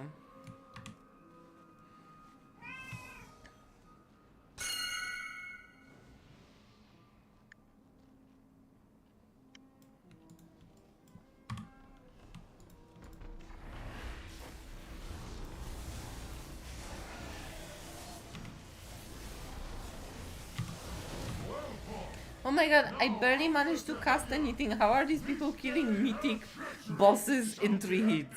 What the fuck? Because they make a lot of damage. I see that, but what's happening? And the damage is happening. Okay, let's continue the drama. And he's even explaining that during this when they unveil the paintings, because the teacher is there, teacher Zhang, and she's like, oh, like the smiles are different, so you have like a tighter smile when you describe yourself, but I see more teeth in the description of Lee's painting of you. And so he's like, yeah, because it was my favorite thing about her, and I don't know why he drew it like this, but I just love when she's laughing freely. That's my favorite look on her, like genuinely. And it's really sweet how he's explaining it, and he's even saying like, you know, I don't know why he did it like this. Everyone's kind of dogging on the painter to the point where they're like, okay, let's stop, because, you know, the painter's going to watch the program, and, you know, let's, you know. So again, it just seems like everyone is saying the painter did a bad job. And then it cuts to an interview. You know those little studio interviews where they sit like this? Yeah. And Mai said that No. she just kept laughing because she felt sad. And the louder she laughed, it was just she wanted to cry more. So she was trying to hide her sadness. So she just kept laughing. She just didn't know my why her God. husband didn't comfort her. So everyone was kind of like, I think So like the right, so it's fuck? like we feel bad for her, What a but then drama she queen. at that moment she still bring up the husband not doing. And I love a ABCD. drama queen, Yeah. but this is a I bad think- look. because I was also trying to think too. Some people were agreeing with her, saying when the other husband was saying it looks like 4 men, you know, the husband should have stepped in and said something. But I was also thinking about that. And I feel like that would also make me uncomfortable, because I it's got like, something. oh, now you've made it really serious, and now Happy I don't know how days. to get out of this serious. Vestments of the Chosen Dead appearances. I don't know. When you click on Odin, you can leave. Oh. Yes. Have you brought valor to these Let me halls? just. Bring us tales of victory. Go now. Ready to leave. Okay, I will resume the program in a second. Let me just have a look at the stuff I've collected. Oh, I collected another appearance and another appearance. And this and okay.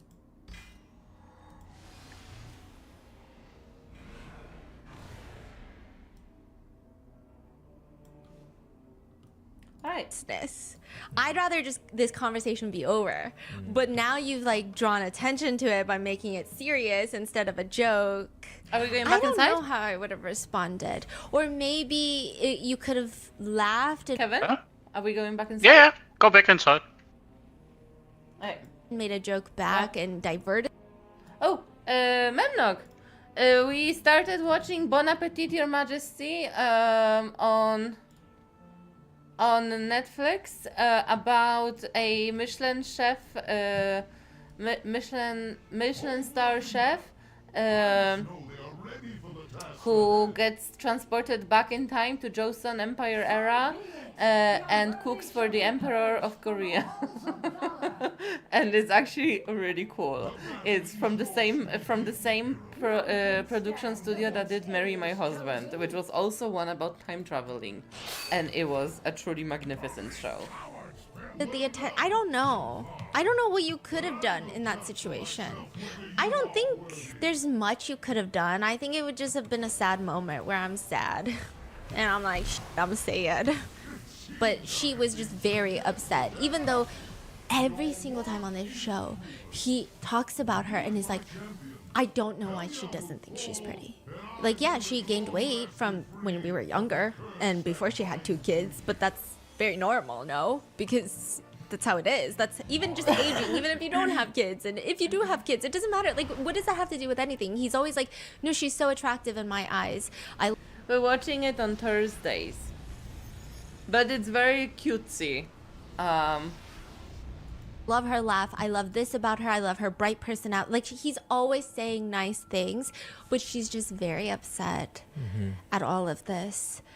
Yeah. I will say that I think it was, I don't know why she's mad at her husband when I do think it was the other husband. Poke fun at her. Yeah, just kept going. Like, maybe he meant well, but then he kept going. Like, more netizens were upset with him than they were at her husband, because there's just not a perfect way to navigate something like this. So they get up from the table that night. They go back to their residences, and the whole night, the whole morning, Maya's crying. Oh, shit. She's crying at night, before breakfast, during breakfast. She's crying a lot. How is everyone reacting? Do they know why, or they know why? They know why, but I think people have mixed reviews. Oh, Some shit. people are saying, I feel for her. Others are saying, I get it, but you're also an adult with kids. Like, it was sad, but I don't know if it's something I would spend 12 hours crying about. Yeah. And her husband keeps trying to console her. She ignores him completely. And even the other wives are getting uncomfortable, so they're trying to console her. And she's just saying, like, it's just the artist style. Like, they don't, you know, like the street artists. They just, some people draw caricatures, some people draw this way. It's just the artist style. Like, it really is not that serious. Remember the crazy street artist that makes you look like a... Yes. Like that one on TikTok? Yes, the one that, like, emphasizes all the crazy things. Yeah. And then they zoom in on the people sitting there live. You know? Yeah. So it's like... I think it's like her husband tries to comfort her.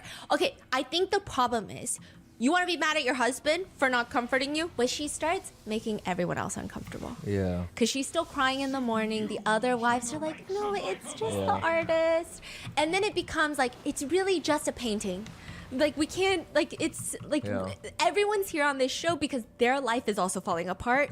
But now they're so busy with you that they can't even focus on their own relationship. And it gets crazier, okay? Yeah. But she's just having a pretty big break. Actually, it's like this is the thing that kind of upsets me the most. It's like, okay, it is a reality TV show, so I'm kind of hesitant to talk about it in terms like it is real therapy, but it would be very often that if a narcissist goes to a group therapy, they will make it so much about themselves and they will focus their attention of the group so much about them that all the other people that came there also to get help will not receive the adequate help that they need. And it's a very challenging thing for therapists in group therapy to do, to actually isolate a narcissist. And go in. To isolate a narcissist and take him out of a group like that so that the other people can also receive help, and to like put boundaries, because narcissists are not good with boundaries. Down, and a lot of netizens are upset about it. And this is where it happens. After this, you know, Maya is an emotional roller coaster. This is where it gets crazy. This is where I said, Maya, please stop. You're losing me. You're losing me completely. It's the chill husband and wife stay to handle the budget. Chill wife has been nothing but nice to Maya. Remember, she went grocery shopping for Maya on the tour. Hi, Amuri. It's going well. Thank you. How is yours? Day she's like comforting her about the painting, and so it's her day to control the budget. They already pre-ordered the dishes at the restaurant that they're going to stop by at the next destination. Like, this is what I'm telling you, they've planned it to a T. They pre-ordered the dishes so that they can stay in budget. They know exactly how much dinner is going to be. They've prepped it out. And so right before they get into their little road trip, they're gonna go buy snacks, and they need to figure out what they're gonna eat for lunch and all of these things. And Maya is looking at this area, and at this point the cameras do not follow them into the little shopping plaza, but they're hot mic'd. Okay. Meaning their Oh, mics shit. are still attached, because when you're on like production sets, it's like a giant mic you got to clip on, right? Oh, But because no. there's no camera following them, your Oh, obvious no. assumption would be that they're not listening to you, they're not going to use this audio, Yeah. which would be incorrect, because you're peeing and there's a sound guy who has the headphones on the whole time because he can hear all the mics. And if they're on, he'll hear you pee. He will hear you shart in the bathroom. Yeah. But just because the cameras aren't there doesn't mean that he can't hear you, right? So it's all mic'd up. Oh no. And the mics are rolling, they're recording. They go in there, the three wives go in there. The Oh, guys are no. outside. So what are you seeing if there's no visuals? It's just a black screen and little like Oh, caption shit. bubbles. Wow, that's crazy. Yeah, Those spies. And Maya's like, oh, we should buy. Oh, you're at work. Shout out to you for working strongly and working proudly. I hope that you get home soon. Do you have much work left? Legion is great. It's Legion Remix. Kevin is with me. Kevin, do you like Legion Remix? Yeah, it's a lot of fun. It is, isn't I like it? it. I Yeah, leveled it's 2 fun. ults to level 80. Because I'm playing pretty slowly because I play other games, and I have like a massive City Skylines series on my channel as well on YouTube. So I don't just play WoW. I don't dedicate all of my attention to it. But for the little bit that I did play, I managed to level 2 characters to level 80, and now we're running mythic raids, and they're super easy because, you know, remix. But it's really cool. It's really cool. I have to say, like, I'm a returning player. I haven't played for a while. I'm enjoying it a lot. I'm really enjoying it, and I get to know the classes a good bit, because there was always a couple of alts I wanted to play but never had the time or the willingness to try them. And remix is like the perfect way to level them up quickly and to test them out to see whether I like them or not. So I chose all my favorite classes that kind of fascinated me, and I went for it. I'm leveling them. I have a couple more characters to level, but Legion Remix is here till January, so we've got time. I roasted chicken, like rotisserie chicken. And the chill wife is like, no rotisserie chicken. We're gonna eat big fish tonight. Like, we already pre-ordered it. Don't even think about the rotisserie chicken. And she has the right to make these calls, because the whole time Mai was making all these calls, like, no cigarettes, no this, no that, right? Yeah. So she's like, no, trust me. Like, we've already pre-planned everything. Like, you guys are not gonna be hungry. Trust me. Like, we just need to buy a few snacks right now. Yeah. And she's like, listen to me. I'm serious. What are you maining in Legion Remix? What's your favorite class? Your efforts are for naught, mortals. Odin will never be free. very good with money. Trust me, it'll be cheaper for you here to buy the rotisserie chicken. I will do actually the invite. 1 second. Memnok, the invite for the watch parties is on the hub. It's every Thursday at 7 p.m. Dublin time, and it's in the events on our hub. But I think actually if you want to watch the first episode to catch up with it, watch the first episode, because we've already seen it yesterday. Because yesterday we were also doing something else, so we actually watched it privately, just because like no one else ever comes. So we just like, okay, well, it was just us, and we were doing something else before, like Ima was doing an unboxing for us, and we were on like on camera and stuff. So so we were actually in another group, but we'll be in the voice channel next time. It's in the Discord hub. It's the only event that we have. We don't have other events. Okay, sorry, Kevin, can you tell me? We're done. Yes, we are. Are we doing it on the other characters? I don't have any other characters. You That's don't- why my character is so fucking No. overpowered. Oh, so you like level 1 and you bring it properly, huh? Yes. Okay.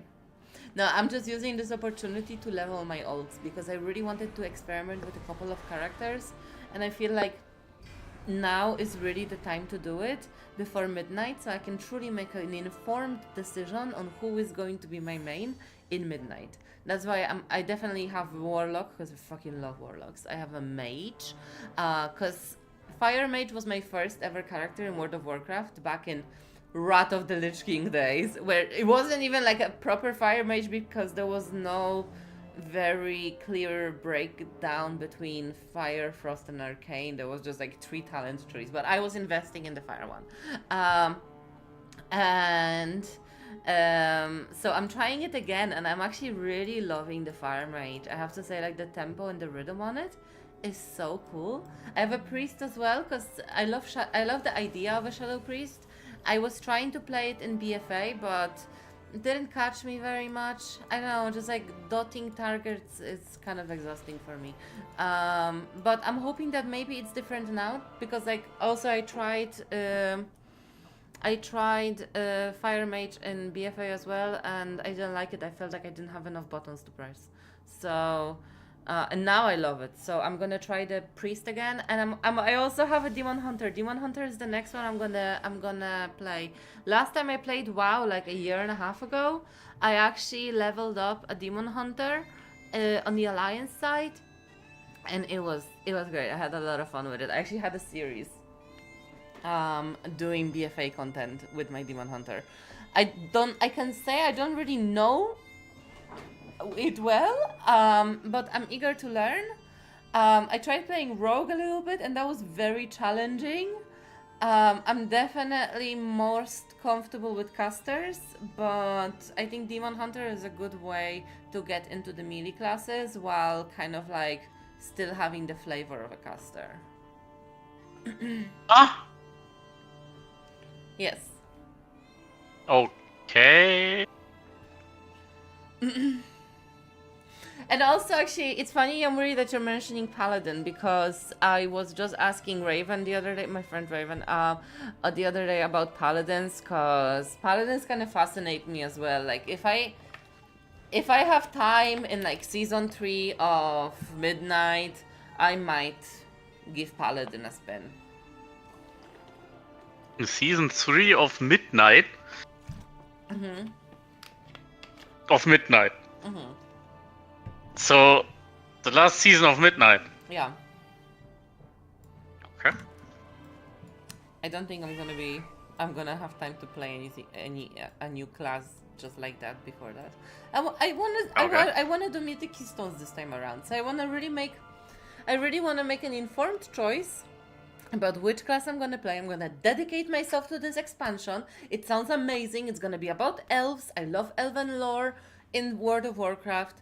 And I'm gonna choose a main, and I'm going to do Mythic Keystones, and I'm gonna really dedicate myself. I'm gonna find a guild, I'm gonna be social, I'm gonna interact, I'm gonna do Mythic raids, and it's gonna be epic. The story is, I'm an elf. Hell yeah. I'm a tree hugger, or I'm a drug addict to mana. Ooh. Hell yeah. Hell yeah. Happy days. Yeah, I know, I've seen that, but honestly, I was checking out the talent trees today, the new talent tree calculators, and for at least Warlock and Mage and Shaman. Oh, I have a Shaman as well. Ugh. I mained it for a while. They look cool. They look cool. I am probably gonna be maining my Elemental Shaman, but my Warlock is a close second. Okay, back to the story. And she's like, roasted chicken? Yeah, we already wait, ordered all. Kevin, what are we doing? I don't know. Oh, I literally looked out. oh shit! You wanna play anything else? You wanna do donjon or? I don't know. I'm a little bit tired. That's fine. Oh, thank you for the follow, Yamori. I'm a bit tired. It's fine. I actually And we have 10 p.m. Yeah, because I actually have the High Mountain campaign to finish on my mage, cause we get XP boost if we finish all the campaigns. So, I wanna finish that on the mage and then start leveling the demon hunter. Yeah, then finish it. Yeah, But I think I'm too tired for that. that's fine. Thank you for the raids. Then Yeah. say goodbye to the chat. Chat, say goodbye Goodbye, to Kevin. chat. Bye, Kevin. Have a nice day, nice evening, whatever. Good night. Night.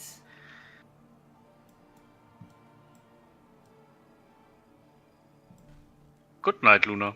Good night. Alright. I'll stay in VC if Raven comes later, then he pops in. If anyone from the group wants to pop in at any stage, I'm in the voice chat as well.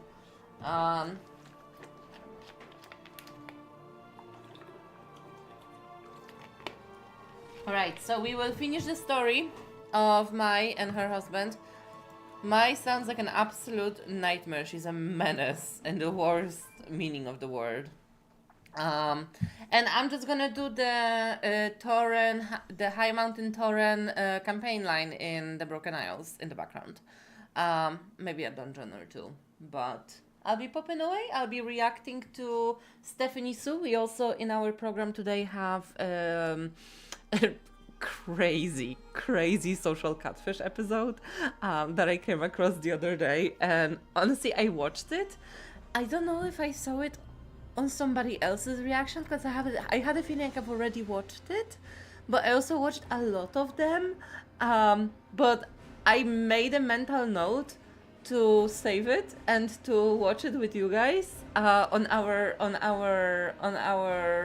either World of Warcraft or City Skylines live stream, because if you think that this Korean divorce drama is crazy, just you wait until we see that fucking social catfish episode that I have in store for you. It's insane. So let's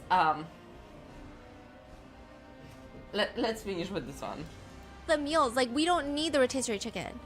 Well, aren't we gonna eat tomorrow? Have you thought about the next day's meals, or like for a midnight snack or something else? Does she just really want some chicken right now? No, you'll see. Jesus. It's worse. Oh. The chill wife is like, you even want a midnight snack? Like, we are on a budget. What? And so she's going on about this rotisserie chicken. She basically bullies her into buying the rotisserie chicken. And then the fuck? afterwards, they buy snacks, they buy coffee, and Mai is obsessed with this milk skin yogurt. It's like the most expensive out of all the snacks. Eva also wanted to buy this like specific juice, but she decided not to because it was, you know, they didn't want to go against the budget. And then Mai is like, wait, where's the smoked chicken? And she's like, I'm not gonna buy smoked chicken. She wants another chicken? Yeah, she's like, what do you mean? We gotta get the chicken. And she's like, if it's over 20 yuan, I'm not buying you the smoked chicken. Mai's like, how is it possible? Do you even dare eat a chicken for less than 20 yuan? You can't even buy a live chicken for 20 yuan. It's 70 yuan. I think the price is normal. Let's get 2 of them. Mai said that? Yeah, and she's like, what are we gonna eat tomorrow? Like, what are we gonna eat? That's tomorrow's budget. Like, Yeah, and then she's like, yeah, we're gonna eat the smoked chicken tomorrow. And the chill wife is Like in Twilight. Have you read Twilight? Like the descriptions of the chicken when Bella got pregnant? There was a good 40 pages about that goddamn chicken that she was eating on the island. Do you remember that? Because I was obsessed with Twilight when it came out, and it was just my thing. I was 12, I was 13. Don't make fun of me. I'm just a girl. But yeah, there was a lot of chicken in there, Because Edward was gone. I think he was hunting, and she kept going on and on and on about the goddamn chicken, and how like first it smelled bad, and then it smelled good, and then she ate it, and then it was great, and then like she left it, and then it smelled bad again, and then she ate it again, and then it would. It was a whole odyssey she had with this fucking chicken. It's like smoked chicken for lunch and dinner. Like, what's happening right now? And so she's trying to get Mai to rein it in, but Mai is ignoring her. She's just like pulling chips off the shelves. She's like, oh, this is perfect. This bag of chips is great. Can I have a cup of coffee? And the chill wife is like, no coffee. Your husband bought a cup for you yesterday, so I'm gonna buy it for myself. So she's saying, your husband also bought you a cup of coffee yesterday from yesterday's budget, so I'm gonna buy a cup of coffee. Okay. So she's like, okay. And she's like, and I want this yogurt. The chill wife is like, you can tell the chill wife does not want to buy the yogurt, but it also seems like the chill wife bought the yogurt because I think she took it as like Mai had a rough night. Mai had a really shit night, wants to eat the things she wants to eat. Maybe it'll make her feel better. So she is being really nice. And she's like, okay, like, fine. I mean, she's still saying, like, this is a lot of money. But she's like, can you just pick one, the chicken or the yogurt? And then she's like, no, we got to get them all. And we got to get 2 smoked chickens. It was just a lot. Damn. It was just a lot. So Eva didn't buy much. No. So mainly it's just Mai. Yeah. And when they come out, they got lots of bags of food. The guys are already, like, looking at them like, here we go, here we go. And they're mainly looking at the chill wife and Eva because Mai has said 20 million times that she's so economical. So technically it wouldn't be her getting all of this, right? But it's mainly all her, to the point where even the chill wife is like, Mai wanted the chickens. And she says no. Mai say no? Yes, because again, she didn't think anything was recording inside. That's fucking crazy. She's like, no. And the other husband, the chill husband, is like, did you ask for my permission? We already ordered a big fish for dinner. And like, because Mai was like, you gotta ask for my permission anytime you buy something yesterday. So he's like, did you ask for me for my position? Chill husband is talking to who? To Mai. Oh, okay. Like, okay. You made me ask you for everything yesterday. Yeah. Like, did you ask me? Yeah. And then she's like, listen to me. We can't buy this smoked chicken after we leave here. The smoked chicken is going to be delicious. And he's like, what's so fucking special about the smoked chicken? Doesn't make any sense, right? And the whole time, she's just kind of acting like it was a joint decision. And then she also brings up, well, I left you guys with like $7 yesterday. And besides, if I didn't leave you with... Guys. Oh no! The chicken! Not the chicken! that money, you wouldn't even have money to pay for all of this. $7? Yeah, and it's like, because they would need the extra $7 in addition to whatever they had left over for the day to pay for this meal, because they already prepaid for the dinner. Anyway, it's so complicated. And it's just like, she's saying, because of me, you guys are able to get this, but nobody wanted this. Yeah. And so the girls are just, they don't say anything, they don't rat her out, but Yangzi gets out the car, and then he's like, chill wife and my wife, you guys are so wasteful. Oh, Yangzi is calling his out wife and the chill wife for being wasteful of like spending so much money. And then you can see the other two girls start to get uncomfortable, where finally Mai just like raised her hands and goes, well, I agreed to buy it too. What do you mean you agreed to buy it? You bullied everyone to buy it. I'm so confused. And the other wife didn't say anything. Wow. Oh my god. And all the comments, and like people thought, okay. I hate this so much. Yeah, and so all the comments are like, this is a scary woman. Yeah. All the netizen comments are like, I am scared. I'm so scared. I'm genuinely scared. And when they get into the car, the 3 girls are in one car and the 3 guys are in one car. And she is sitting in the back. Maya's sitting in the back. And she's just saying, honestly, I don't really care. As long as the money's not my responsibility, I don't really care.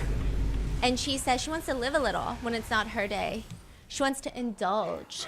But it's like she didn't let anyone indulge when it was her day. And so Eva, I think she was getting a little annoyed. She points out that the milk skin yogurt was the most expensive snack. And Mai just starts laughing. And she's like, well, your milk skin yogurt is the most expensive snack. It was like $6 USD. Dang. And Mai's just laughing. And again, this is the girl who said that she can live on like $300 a month. without her husband. So she's laughing. Oh my god. And then she says something really insulting. She looks at the chill wife and says, well, then you can just go perform for my milk skin yogurt.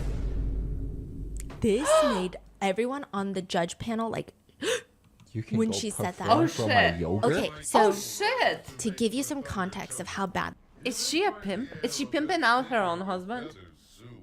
this is, when yesterday was Mai's day, they wanted to buy fireworks as a group. Her husband performed a song. Her husband is a singer. And they had set it up. He, like I said, this is important from yesterday. Remember, not yesterday, but the yesterday of the Her husband's working late because he's a singer. show. They had this whole set. It was high production. He had a good mic. He had his guitar. It was like romanticized, and it was a whole segment in it. So him performing for fireworks was promo for his career. Yeah, for it was a his song. whole career segment promoting his song, promoting his music, promoting everything about him, and it was an uplifting moment. Yeah. Chill wife is kind of like an online personality. Yeah. It's like me. I don't really have a talent. And if you tell me to go perform for someone's yogurt, it's almost like go do a few tricks. Yeah. It's like very demeaning. Yes. Especially when you know they're not a performer and don't have what you would call a performance skill. Like if I was a singer, maybe it's still a little weird. Yeah, it's but like still maybe weird. It's still weird. 100%. Yeah. but it's like in addition, it's a little Yeah. extra weird when it's like someone is maybe a host or a celebrity commentator, or a celebrity host, or a celebrity podcast host. You know, it's Yeah. how would you even perform? So it just was so bad that everyone on that panel went like it was just so fucking rude. How did the chill wife take that? She was so good at taking it. She said, oh my gosh, and now you want me to perform for yogurt? And she tried to defend herself by bringing up how, well, your husband had to buy cigarettes. Oh. Oh my god. And people said even that comment of, No, Kevin left Raven. If you want and if you are free, come to the voice channel. I'm in the hub. I left my channel open and I stayed in it just in case you wanted to come. what she's saying to the chill wife was so uncalled for, because especially the chill wife, like Ava kind of minds her own business. Ava does her own thing. She's very chill. She's very sophisticated. She's very sweet, but she does her own thing. The chill wife, I feel like, has been catering a little bit to Mai. She's noticing when Maya's sad, she's trying to comfort her. Like, it's just the painter's weird. She's willing to go to the grocery store in replacement of Mai. Like, she seems like she has been catering to her. And then for her to turn around and do this to her, it's just messed up. It's just gross. It's not nice. It's not a nice person thing to do. Another thing that people didn't like is the fact that she probably didn't think that the cameras were rolling inside the grocery market, which they were not, but she was still mic'd up, and it is maybe under the impression that this audio would not have been used. When she comes out, she could have easily just said, hey, you guys were buying whatever you wanted, so I bought whatever I wanted today. And I feel like people would have been okay with it. People would have been like, it's a little petty, but I mean, she has a point. But instead, she made it seem like the other two girls were so crazy. Yeah, so clearly she knows Yes. what not to do. It was not honest, right? No, it was not honest. And later, during her little sit-down interview, she indirectly admits everything. She says, I didn't let anybody spend money on my day. And I was actually under a lot of pressure because everyone was coming at me saying that I was stingy and too frugal and too controlling and didn't let anybody use the money. Everyone thought that it was going to be okay. It's giving, I had to teach them a lesson. She was like, everybody just thought that everything was going to be okay. Oh my and they didn't God. really care about how much money we were spending, and we'll just figure it out tomorrow. But that's not how it works. I don't like spending money without plans. And so because the burden is off of me and I feel really good and I feel happy, and there's other tour guides, now they're being stingy. Now they're saying you shouldn't buy this, you shouldn't buy that. I mean, it was a complete 180 change. So netizens are saying the part my where damage she has says increased. they just all thought it was going to be better tomorrow, and that's not how it works. It was giving like, I need to spend this money so that they can understand the consequences of their actions. It was very vindictive sounding if she just said again, hey, they gave me a hard time on my day, so whatever, I'm just gonna go with the flow now. I'm gonna live a little like they told me to. I think people would have been okay. But they were acting like it doesn't matter. They were acting like we'll just figure it out tomorrow. Well, guess what? Tomorrow came. That was the vibe. It was like, I got to teach them a lesson. And if things work out, then they're not going to turn to Maya and go, oh, we should have listened to you. Yeah. A lot of comments were like, wait, she did it on purpose. This is so scary. Another comment was like, question mark, question mark. Other people say, I just feel bad for her kids. Because they were like, this is just speechless activities. Like, we are all adults here. This is so unnecessary. What's happening?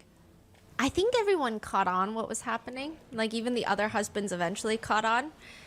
Because no one was entertaining her. And she just kept saying some crazy things. At dinner, she was saying, when we get back home, I might even let my husband be in charge of the finances. I just feel so relaxed today. Like, I can just buy whatever I want. I got coffee. I got my milk skin yogurt. I don't have to think about how much money's left. Like, all I have to do is keep screaming, like, I want to buy that. I want to buy that. She backtracking now. Yeah. She backtracking and she's trying to find a way out for herself. Yeah, but also even just saying that, it was just kind of like, yeah. Nothing's wrong with it, but it's just a little weird. And so the chill husband is like, well, could it just be that you're spending my money? You know what I mean? Because it's not your money, and you're spending my money on that day. Yeah, exactly. I don't think she would be like, here, husband, take the finance and let me just like buy this, buy that, buy this, buy that. New trash can and new refrigerator and new, yeah. So when this happens, the two guys are like, well, how much money do we have left for the day? And Jesus, it's so crazy, but it's really obvious that she is a narcissist. Like, okay, I don't want to diagnose anyone. I am not certified. I am not licensed. I don't have the right to diagnose this woman, but I'm diagnosing this woman. In my very unprofessional opinion, she is a narcissist, and she, like, it's just like this need to be right to such an extent that she's going to go to the extent of fabricating a situation where they have problems with money so that she could let other people take the blame for it so that she could end up being right about her own frugality, that everyone was just, in her opinion, too easygoing about it. So it was just like people didn't respond to like the finance question as seriously as she wanted them to respond. So she went on like, well, let me make it, let me show them how wrong they are and how serious this is. But this is so stupid because it's like this patronizing behavior. Like, she always has to be the person who's right, the person in authority, the person who can turn around and be like, oh, I told you so. Look how hardworking and perfect and thoughtful I am, which she's not. And she's so fucking sloppy. She's on national TV. What the fuck? the husbands decide, let's just get a fucking beer. Because, like, I think they're over life. They order a beer, and in China, everything has to be ordered through the phone. Like, your phone is your wallet. Yeah. And Maya is the only one that had the password to the account the producers gave them for this whole challenge. Because she was the one that had the finances the first day. And I'm sure it's like very hectic. I don't think all of them should be on their phones. So the new couple, the chill husband and chill wife, they don't have the password. So they're just asking like, hey, Mike, could you do the payment for it? Because she was the one that had the phone and the password. Yeah. I mean, I guess they could grab their own phone and learn the password, but I'm sure there's like hecticness. I don't know, right? But Mai decides she's going to make this a moment. She starts mocking the chill wife. And she's like, I have to say, though, they don't even know their payment passwords. Like, they don't even know that their money has basically run out before they even know their password. Like, whenever they spend money, they have to give me the phone and ask me for the password. Like, every time they bought something today, guys, I entered the password. Like, they don't even have a clue what their password is, but their money's already gone. Yo, this is... Does she have any idea we are not on her side? Like, we don't think this is cool? Like, this is not a... Whoa, you're so cool, Mai. Like, she... This is like the second time, like the first time that the chill wife broke her, showed a little bit of discomfort around Mai was the green rice cake story where she was consciously leaning away from Mai. And then she just looks kind of upset.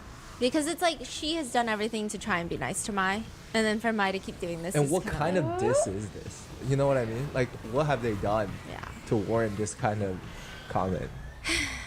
Even when afterwards the beers, they went over their budget for the day because of the beers. They didn't calculate it correctly. She doesn't say anything. She doesn't blame Mai. She's not like, oh, well, she's the one. You guys didn't see it, but she's the one. Oh, yeah. She yeah, just yeah. was like, yeah, that's my responsibility. I'm sorry. And if it was Mai, Yeah. it would be a whole spiel. Yeah. It would probably be the husband's fault. Yeah, it would be the husband's fault for sure. It would be everybody's fault. And what's even crazy is at this point, the chill wife is fucking over her. Okay, she's like, she's trying to be cordial, but you can tell that she's upset. And just as much as I'm giving sympathy to Mai of saying like, it's a reality show. They're probably sleep deprived. They're probably stressed out. There's cameras in their face nonstop. I get it. But same with the chill wife. Yeah. She's equally stressed out, equally cameras in her face, probably more stressed out because not only does she have to worry about her husband and her relationship, she's worried about fucking Mai. So like she might be more stressed out than everybody. Even then, she's still being very cordial. She's just like kind of looks down, but she doesn't look mad. She doesn't look like, ugh. She doesn't look like she's trying to pick a fight. She just looks like, that sucked. Why did that happen? And at this point, Mai still has the audacity to bring up the chicken. She starts berating them like a mom. She's like, have you guys thought about tomorrow, what we're gonna eat tomorrow? Other than the... He said, let me tell you. Yeah, other than the smoked chicken that I bought, have you guys thought about it? And I wasn't even allowed to buy the smoked chicken at first. Like, if I hadn't bought the smoked chicken, we would have nothing to eat tomorrow. I'm telling you Oh guys. my god. Dude, this is like so annoying. So annoying. If you didn't buy the smoked chicken and your yogurt, they would have still had like $42 left. So... And that's when the chill wife is like, well, if we didn't buy the smoked chicken, we would still have money left. Says who? Says who? And she's like, the smoked chicken was only $20. But she's like adding up the yogurt that she really didn't need. That was like $6. The other random snacks that she desperately needed. And the coffee and like, it was like $40. Oh, yeah. Wow. Okay? And that's when Ava is like, wait, did you put this chicken in the fridge? And Maya's like, no. Oh. So the chicken's bad now? So she is like, I bought this because I'm thinking about everyone.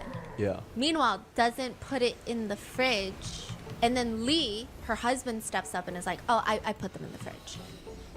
Yo, this is so iconic. Oh my god. So she's saying she did this for everyone. She Yeah. bought the chicken for everyone, forced the chill wife on her day to buy the chicken for everyone, get everyone mad at her for going over budget, and then she's saying, I did this so you guys could all eat tomorrow. By the way, did I put it in the fridge so that you could actually eat it tomorrow? No, because that's not the point. The point is, you're welcome. What the fuck? Netizens What were the like, fuck? I'm so scared. Like, netizens went from being angry to just, I'm scared. Yeah. I'm scared. I don't know what to do anymore. I'm like, scared. I'm genuinely scared. What And the at fuck this is point, This is the happening? one time Eva is like laughing, but she's not laughing loudly. She's just kind of like chuckling to herself. And people are like, Like out of disbelief or? yeah, it was like that. This is so crazy. Like that kind of laugh. And everyone's like, we've broken her too. You know, it finally got to her after all this time, because everybody else, like, they had moments throughout the show where they're like, now what the fuck? But even the coffee, Eva was like, well, I didn't get the point either, but you should just tell him you want him to buy you coffee. You know, but this was the point where she was just like, I got nothing to say. Nothing to say. And lots of people were pausing the show because they were getting so upset. And the pause screen, okay, this is the ingenuity of Chinese advertisements. So there are Chinese advertisements in a show where you can buy like mid-rolls. Da-da-da-da. Broadcast interruption, mid-roll. There's like before the show, there's after the show, they're in the middle of the show. Did you know the pause screen would be the most profitable for this show? Oh. Every time you pause it, it's an ad. Okay, you Oh, pause oh, the TV yeah. to Okay. talk to your husband about the show, and you go, let me Did you just see what I saw? You pause it, Oh, no. and the ad, the ad says, "Don't let variety shows stress you out. Do not smash your phone. Do not pound on your chest. Do not scream. Feeling overwhelmed? Meituan provides quick access to mental health consultations. Stay mindful while watching. Refrain from getting mad." What? Yeah. Meituan is like Uber Eats. Yeah, and now they have mental health consultations. That is crazy. Yeah. What the? Yeah, and now even netizens are like, bro, I can't even pause without being reminded I'm losing my mind. Because I'm losing my mind because of this show. Oh, so good. Yes, losing my mind. I'm gonna leave you with one last event that happens, or at least this part, because there's just no way I can. If you guys need the rest of this, because I could go on for 5 days. I could go on for 6 more episodes about this crazy. If you want to know if they actually ended up together, let me know. I'll give you another one, okay? But this is the infamous death scene. That's what everyone calls it online. They said, "Have you checked into the death scene yet? Because it's bad." Is bad. So later that night, the group is participating in a session. And the whole point of this show is to be raw. It's to be so honest and just try to fix your marriage. That's the whole point of the show. Is it scripted? I don't know. Is it manipulated by producers? I don't know, right? Like, we will never know. It's a reality show. But the whole point is to be as vulnerable as possible. That show is insane. But it's like, I feel like it only really shows at how comfortable and confident she feels in herself, in her little bubble, and how she subjugated her husband to, actually, she hates the word, so I'm gonna use it. How much she dominated her husband. I think like it really shows by her behavior, because she thinks she's sly. She thinks that she's being perceived as this innocent, hardworking, struggling woman. And even when she's being exposed, she's still playing the game. She doesn't acknowledge the fact that she's being exposed. So she's so far gone in her little bubble.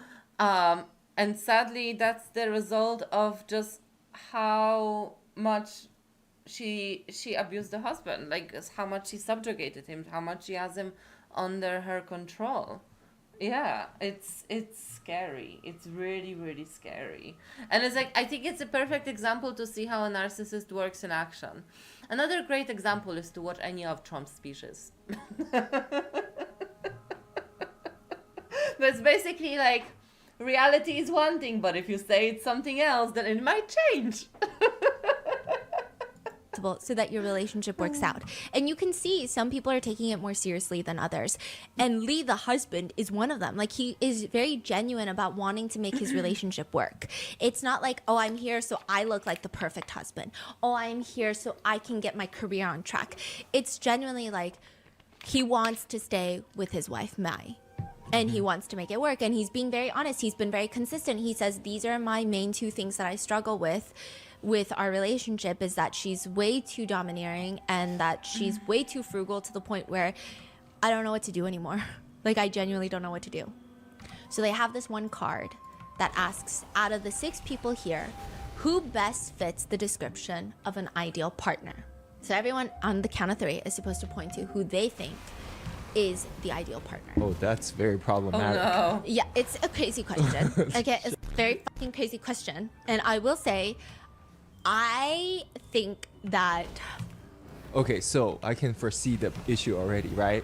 My husband seems very straightforward. I was just gonna say that. Okay, so the other 2 husbands, Yeah. they're dumb. But they got a little EQ on them. They know what's like a death sentence. Yes. Is this why it's called a death? Yes. Okay. They got a little EQ on them. Guys, I'll be right back. We will continue in a second. I just need to run to the bathroom because I drank like almost 2 liters of water. Sorry.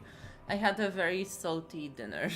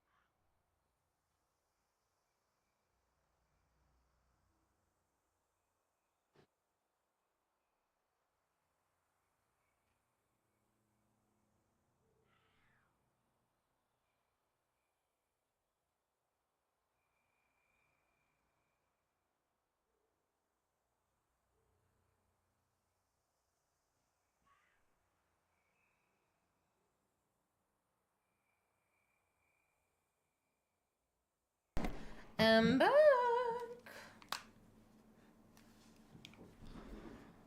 All right. 1 second. Just, I don't know why, but I'm so freaking thirsty.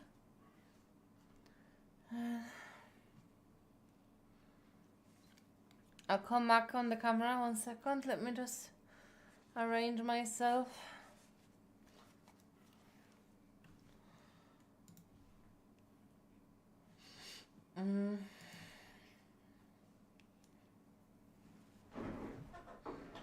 All right. So I'm back. Where were we? Okay, let's carry on. See what happens. They got a little. You know, are you gonna kiss me or are you gonna kiss the hottest girl you know? They got a little. You are the hottest girl I know, babe. They got a little bit of that, right? Oh. My husband, very nerd alert, very robotic, Yeah. very logical. I relate, you know. I know. This is like the pre-programmed, like a version 1. Yeah, V1. V1. V1. He's been software updated. Took every question too literally. Yes. Took every.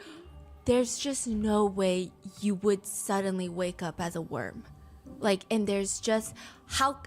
Do you think I just don't see myself falling in love with a worm? Yeah. I can't even talk to a worm. I've never. Honestly, when you become a worm, you live exactly 14 days and bye-bye. Yeah. And, like, what if I step? I've never walked outside and fallen madly in love with a worm, so I don't think it'll suddenly happen. Oh god. That was V1. V2 is. V2 is, I love worms. You're my favorite worm, babe. Okay. So he's still V1. He's still like, actually, he's not even V1. He's V0. God okay. damn. He's about a point, doesn't he? He's about to point. Oh no. Oh god, Ima. You have a type. Well, look, Ima. He seems sweet. He's rich. He's successful. And he has a horrible bitch of a wife. So it's not a wagon that is impossible to, you know, unhook from the rest of the train. Oh! Yeah, so everyone is like 3, 2, 1, point. Eva is like, respectfully, she does not point. She's like, I'm not playing these games. Like, there's no way that I can, with my full chest, point at my husband. There's no way I can point at anyone else without causing drama, so I'm not gonna point. I mean, the selection is pretty limited here. Yeah, You yeah. know? And so Yang points at Eva, his wife. Chill husband points at chill wife. And then Mai points at Eva. Okay. Okay. And then Oh my god, no. No. Oh my god. Oh my god. Oh my god. points at chill wife. Oh. And then Mai looks disgusted and he slowly moves his finger to point at Yangzi as if he was just doing like a sweeping point to Yangzi. And like, let me tell you, no one wants Yangzi as a partner. Even his wife don't want Yangzi. She said respectfully, I'm not even gonna point at my own husband because that would be a fucking lie. But now you're saying you're pointing at Yangzi? Absolutely not. We all saw you point at the chill wife. Oh my we God. all saw you. And now the chill wife, she is quickly EQing this. She's nunching, she's adding, deducting, she's rationalizing, she's doing the math, and she Oh said God. all fingers have a point except for Mai. Mai. So She's after gonna being point at Mai? fucking bullied by Mai, she points at Mai. Oh my god. And she looks like she's being forced to.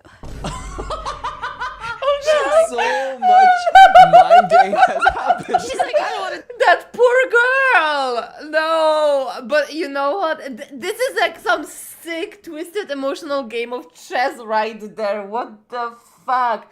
I swear to you that this drawing happened because of the producers. If this is the kind of games that they're making them play, I am certain they have orchestrated the drawing.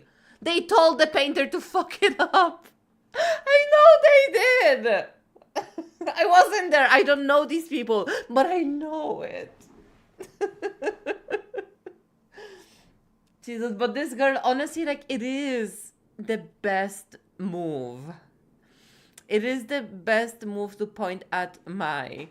And I just personally wish that she gave a little bit less of a fuck. Because if I was there, even I would not point at the person that I think is the hottest out there. Honestly, I don't even know because I don't really look at the visuals on the screen, so I don't know what most of them look like. But I would stir that shit pot and I would point at Mai's husband.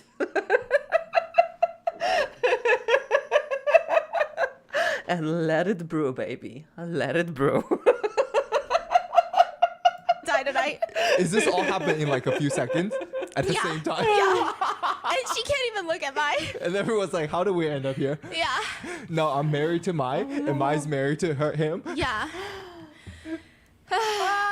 And then Yangzi hits the whole group with the craziest sentence in the world. He hits the group with I think Mai's gonna cry again.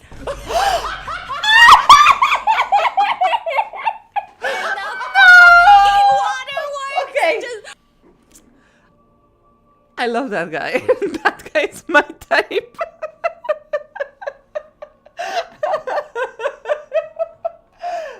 Yes! Yes! Boom! She started crying. Instant. Oh my god! What a show! And then not only does she start crying, Lee does not instantly comfort her because he looks like, I'm dead. Like, he honestly is just looking like, bro, I'm dead. Okay, so Maya's like, I'm not doing this anymore. And she storms off set. Oh my god, this is crazy. And, you know, a lot of viewers were mixed about this. A lot of viewers were saying, in any other show, any other reality show, cancel the husband. We're going to war for the wife, okay? But a lot of people are saying, after what we saw, it would just be a lie. It's like going to couples therapy and then fucking lying your way through it. You're not actually fixing any problems. You're not actually tackling the root of the problem. And that's another thing with Mai. Even when he is not pointing at other women, oh my god, crazy though. Even when he's not doing that, when he's trying to calmly tell her, I love you so much, I want to be with you, but this is one thing that bothers me, she won't listen. So it's like, okay, should he just lie the whole way through to make her feel happy when that's genuinely not how he feels and he wants to work on their relationship? It's not like he's like, whatever, I don't fucking care, I'm just gonna point out whatever. It doesn't seem like she has any growth. Like she's never trying to fix what's wrong with her. No. It's always like him, others. Yeah. There's no growth at all. And like, oh, in later episodes, she gaslights him so hard. He's like, I think there's something wrong with me. Because you keep telling me that I'm like fucking crazy. And he's like, am I fucking crazy? What the fuck? Yeah, and so she storms off camera. Oh my god. A lot of the netizen comments are like, what's crazy is you also didn't pick your husband. Oh yeah, who did she pick? Well, she picked Eva, but still, because she says, wow, all... What if she's really gay, but she lives in a repressive society that makes being gay, in her mind, too much of a sacrifice to live her truth? So because she's forced into this constraint of a heterosexual marriage to a man she's not attracted to, but because she has this very like almost like a butch dominating, very dominating, strongly dominating personality, I don't make anybody gay, but you know, like this strong personality, and she's dominating him, but she resents him because she has to be with him because she's not into him, but she doesn't feel like she can be with anybody else, because if she was gonna be with someone that she's really attracted to, then she would be shunned by the society. But it shows because she has pointed at the female fellow cast member. It's either a gay conspiracy or she's just really jealous of her looks. Which, it's probably the latter, because narcissists normally genuinely cannot love anybody.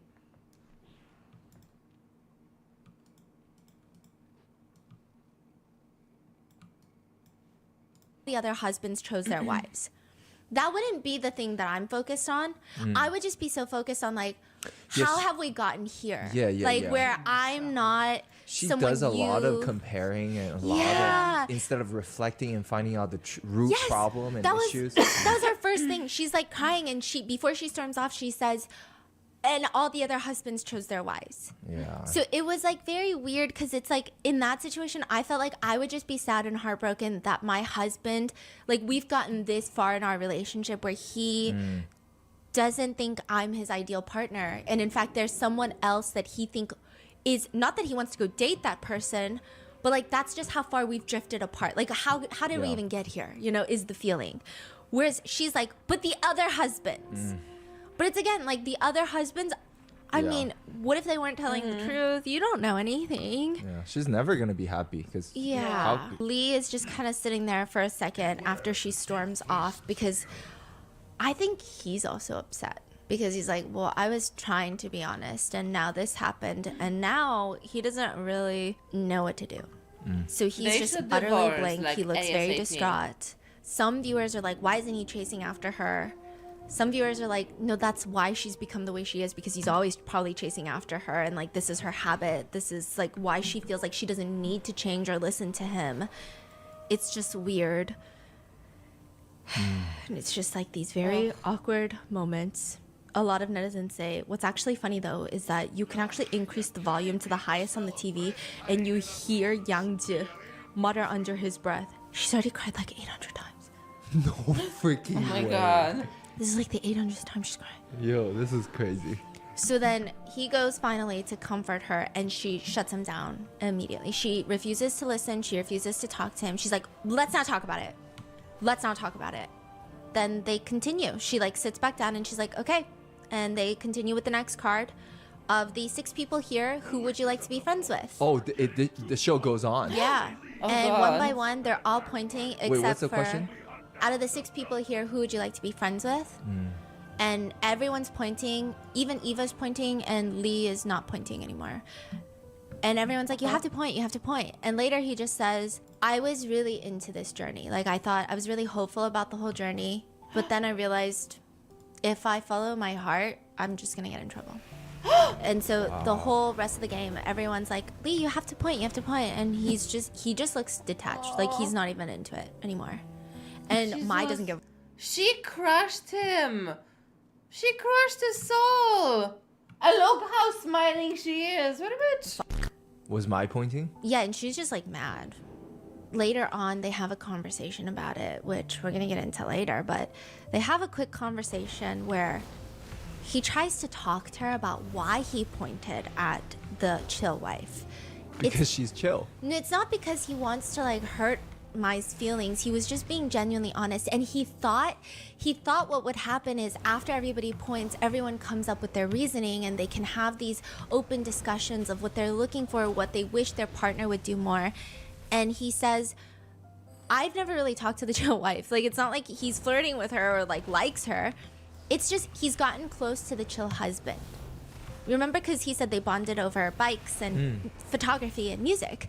And he was just saying how the chill husband was telling him how his wife really cares about him in the sense of she once saw him looking at a camera at a store. And for his birthday, she left it on his pillow. She doesn't like photography, but she likes that he likes photography. And remember what Mai said. She said she doesn't give a fuck about. Ima says, I want divorce and I'm not the one married to her. Right, Ima. The thing is, like, we want divorce. We can just turn off the video, but we can't now, can't we? We have to hear what happens. Getting to know her husband. She said she's not Yeah. interested in his hobbies.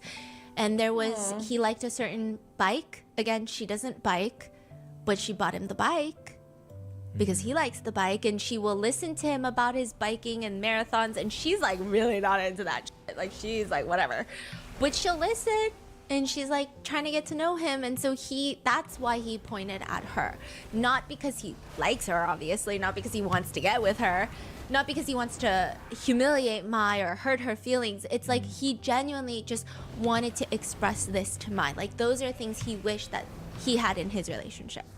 And she still doesn't get it. She's still pissed. Oh, yeah? Yeah. No, it gets crazier because my God. in the next episode, he has a full-on breakdown. Like, No. full-on, he crashes out. No. And her reaction to his crash out is insane. Is there going to be an ending to, Yeah. And to their relationship? We're he's going to find out. He's gonna crash out, and then at the very end, which is in like the next few episodes, they're gonna decide if they're gonna get a divorce or if they're gonna be together. And they even talk about who's gonna get custody of which kid. Okay, so we know how it ends. What are your thoughts? Divorce is coming. Let me know in the comments, and I'll see you in the next one. Bye. Oh my god, so we have to wait for another episode, guys.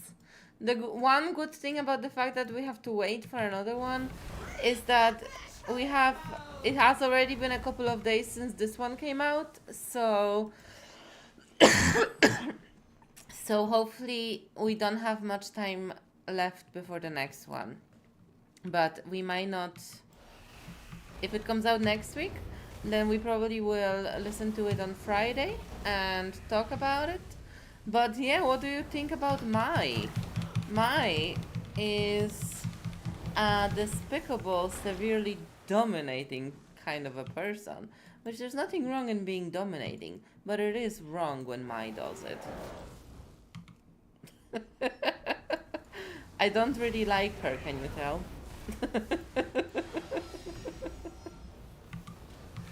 Jesus, she's crazy. And that poor man, like, she made me feel bad for a man. That says something. Can I kill him? Can I kill him? Can I kill him? Can I kill him? Can I kill him? Can I kill him? Can I kill him?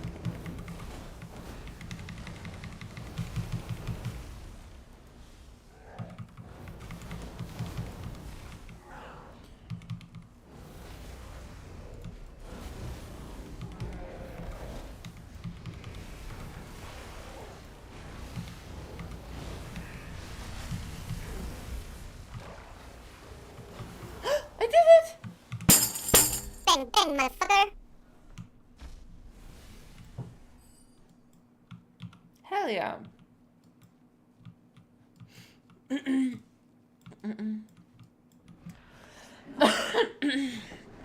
So yeah, Mai is crazy. I wonder how it's gonna happen. Like, I think it's pretty clear that they're gonna get a divorce. It seems pretty obvious. What do you think? Like, is she going to fight for the child, or is she gonna give up the child? I have a sneaking suspicion she's gonna give up the child. I have a sneaking suspicion that she's gonna be like, oh, you know, you're the one making money. I'm gonna have to make a career for myself, so you have to take care of the child, or I have taken care of our baby for all these years. Have the child, ha ha ha. How you gonna do now? You know, like something of that nature. I see that as a possibility, because it's like, I don't think that she really. And well, I don't know. I don't want to judge her as a mom because I don't know, and there was not enough said about it, so whatever. But Mai is a sack of potatoes.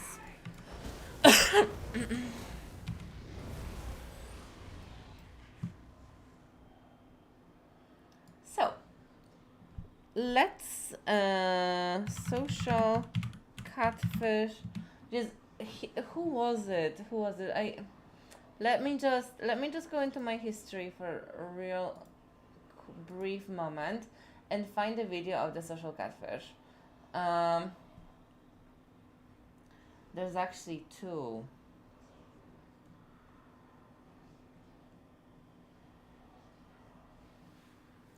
There's actually two social catfish stories that I want to tell you. This one. Okay, this is the first one. This is the first one.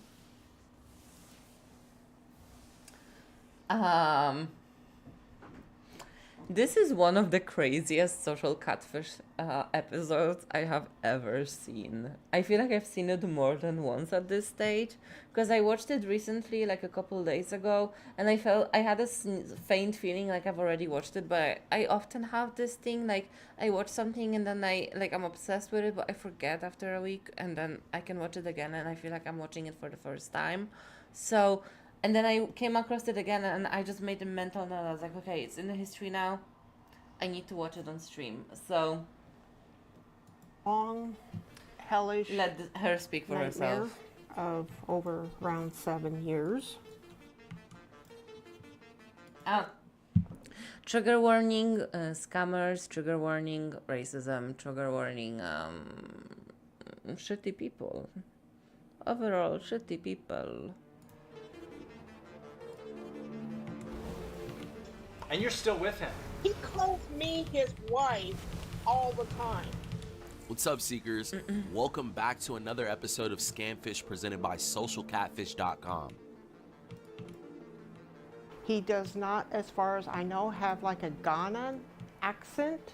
He does not have a Nigerian Spoiler alert, he does. accent. He does not have like an Indian accent. He has none of that. So he receives money all the time from this poor woman. Their operation has been stealing probably over $250,000 from this woman. Colin! Oh my God! You just get out of the shower? This episode is a roller coaster, Yeah. so strap in and don't forget to like, comment, and subscribe. But before we hop into it, we have a quick disclaimer. We just want to talk about some of the statements that Jody made. There's no excuse for the things that Jody said. Yeah. But we were here to help someone, and unfortunately, things took a turn in the middle of our investigation. Her comments about race are unacceptable, and they don't represent us as a company. You know, we wanted to really let you guys know what this experience was like and help you, walk along the journey with us. So, We hope you guys enjoy it, man. We worked really hard on this. yeah, a lot of work's gone into this. Thank you, guys. We appreciate you. For those of you just joining us, we covered Jody's story on a It's previous Italian. episode of Scamfish. Okay, my name is Jody Ebert. I happened to be on one night, and this guy came on and wanted to chat. His name is Colin O'Connor. She wanted us to verify a man by the name of Colin, who she had been communicating with for 7 years. This woman had to be the most manipulated victim we've ever dealt with. All of the information pointed back to this man being 100% a fake. The best thing that you can do is block him. Anytime he tries to reach out to you, you block him. We sat down and talked to her for the first time in a year, and this is what she had to say. Going back to the original investigation we did, what were things that you were not happy with, just so that we... So that's the thing. She's already been on this show a year ago. They already proven to her that she's talking to a scammer. And she's back. We understand. The photo where he's knee. And look, I might be a little bit harsh today. I might be a little bit mocking towards her. But I have no patience for a racist. I don't care how old she is. She's a racist. She's gonna get what's coming. Healing by those signs. He said that was taken in Afghanistan.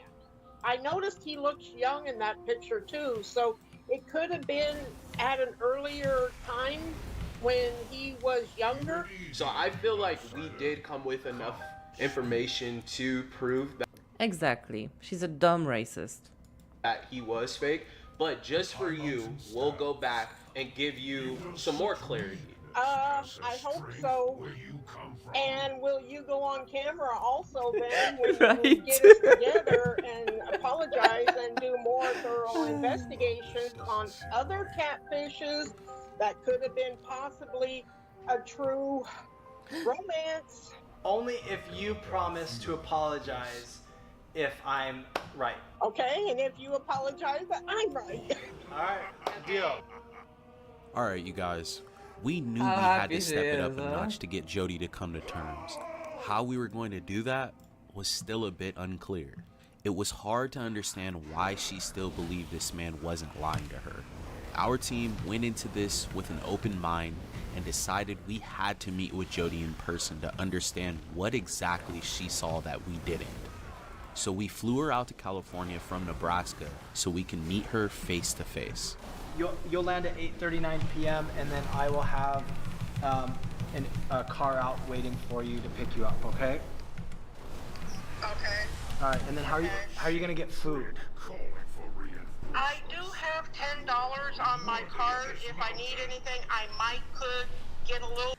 She has all of her cards blocked. She cannot be, she's banned from being a part of any kind of financial institution because of all the money laundering that happens in her accounts, and all of the credit scores that she keeps on billing in.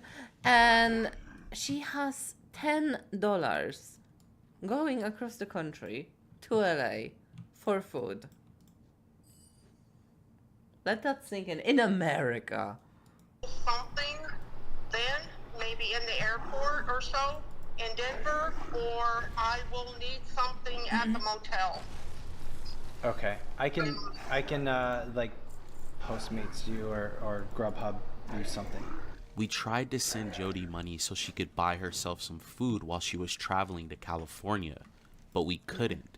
She had no bank account and she was banned from using several financial institutions like Western Union and MoneyGram. The companies flagged her account because they also felt that she was being scammed by Colin. But the car will pick you up. If you can just let us know when you land and stuff, just so we know that everything's going okay, okay? Okay. All right. Safe flight. I'm on the plane. So I mean, when credit union is telling you that you're getting scammed, bitch, you're getting scammed! we will see what happens. The next day, she arrived and landed in California. We met her at a hotel a few miles from our office. Brienne from our team sat down with Jody to look through all of the information she had on some old phones and notepads she brought. Our goal was to organize a list of names and addresses Jody had either sent or received money from. So the person that you sent this to, Ofari, you said he's known as... Well, right now he's known as Samuel. Wait, what do you mean right now? Your to-be husband is known as Samuel. Never told me the official Samuel's last name. Oh no, sorry, it's the money mule. Sorry. Yeah, okay. It's the money mule. Is there someone else that's receiving Best money? friend. Now Okay. it's being sent to a Sandra Burns. This letter here, this is from Janet, correct? Okay. So this is Janet, your dad's friend, helping you out till your dad returns home. One more week, then your dad until he comes home.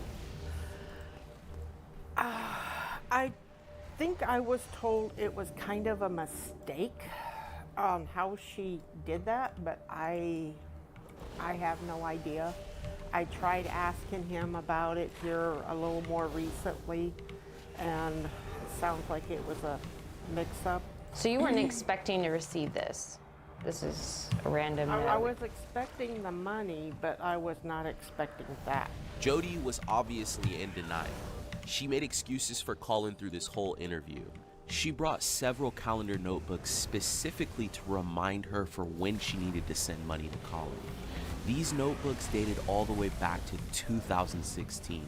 She even had Colin's birthday and dates he told her that he would be coming back to the US from Ghana. Honestly, we've dealt with countless victims and have never seen anything quite like this. Like here, January 2016, Colin, $300. That's what approximately I was kind of sending him back then. It's kind of got that throughout the calendar until Colin $500 March, and then 300, 500, and then I got like a total here of what I have sent so far, I think. And then I kind of quit keeping track. At any point, did you feel that it was strange sending money to all these different people that you never met? He told me back then that he couldn't receive money because he didn't have the ID. And then he said he got to explaining it more later that you need a government ID to receive money. I completely, fully, my life depending on it, trusted him. I hope for the best, but expect the worst. And then I'm able to kind of myself mentally prepare. He's not coming. He's not coming. Why do I do this? He's not coming. He does not, as far as I know, have like a Ghanaian accent. He does not have a Nigerian accent. He does not have like an Indian accent. He has none of that. Sometimes Colin needed more money than Jody could provide. She even thought about selling her mattress at one point. She went as far as donating plasma to help raise the money to get... She's selling her own blood. What's the difference between plasma and blood? Or is plasma blood? Is plasma something else? Wait. What is plasma? Liquid part of blood or the fourth state of matter, which is superheated ionized gas. As a component of blood, plasma is a yellowish liquid that carries blood cells, proteins, and other vital substances and makes up about 55% of your blood. As a state of matter, it's an electrically charged gas composed of free electrons and ions found in places like stars, lightning, and some fluorescent lights. Okay.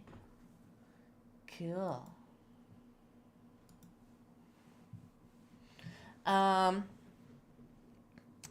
So she's selling her blood. Actually, Raven, it's funny you're talking about Astarion because she's literally dating a vampire. Like she's selling her blood to pay for this scammer. And it's like it's such a complicated thing because like I wish like you really want to feel bad for her. Like she's really an amazing candidate for compassion. You know? Like she fits all the criteria. And then she pulls out the racism card, which, okay, it shows you there's no perfect victims. Yeah, she still is the victim, racist or not, of this guy who's scamming her.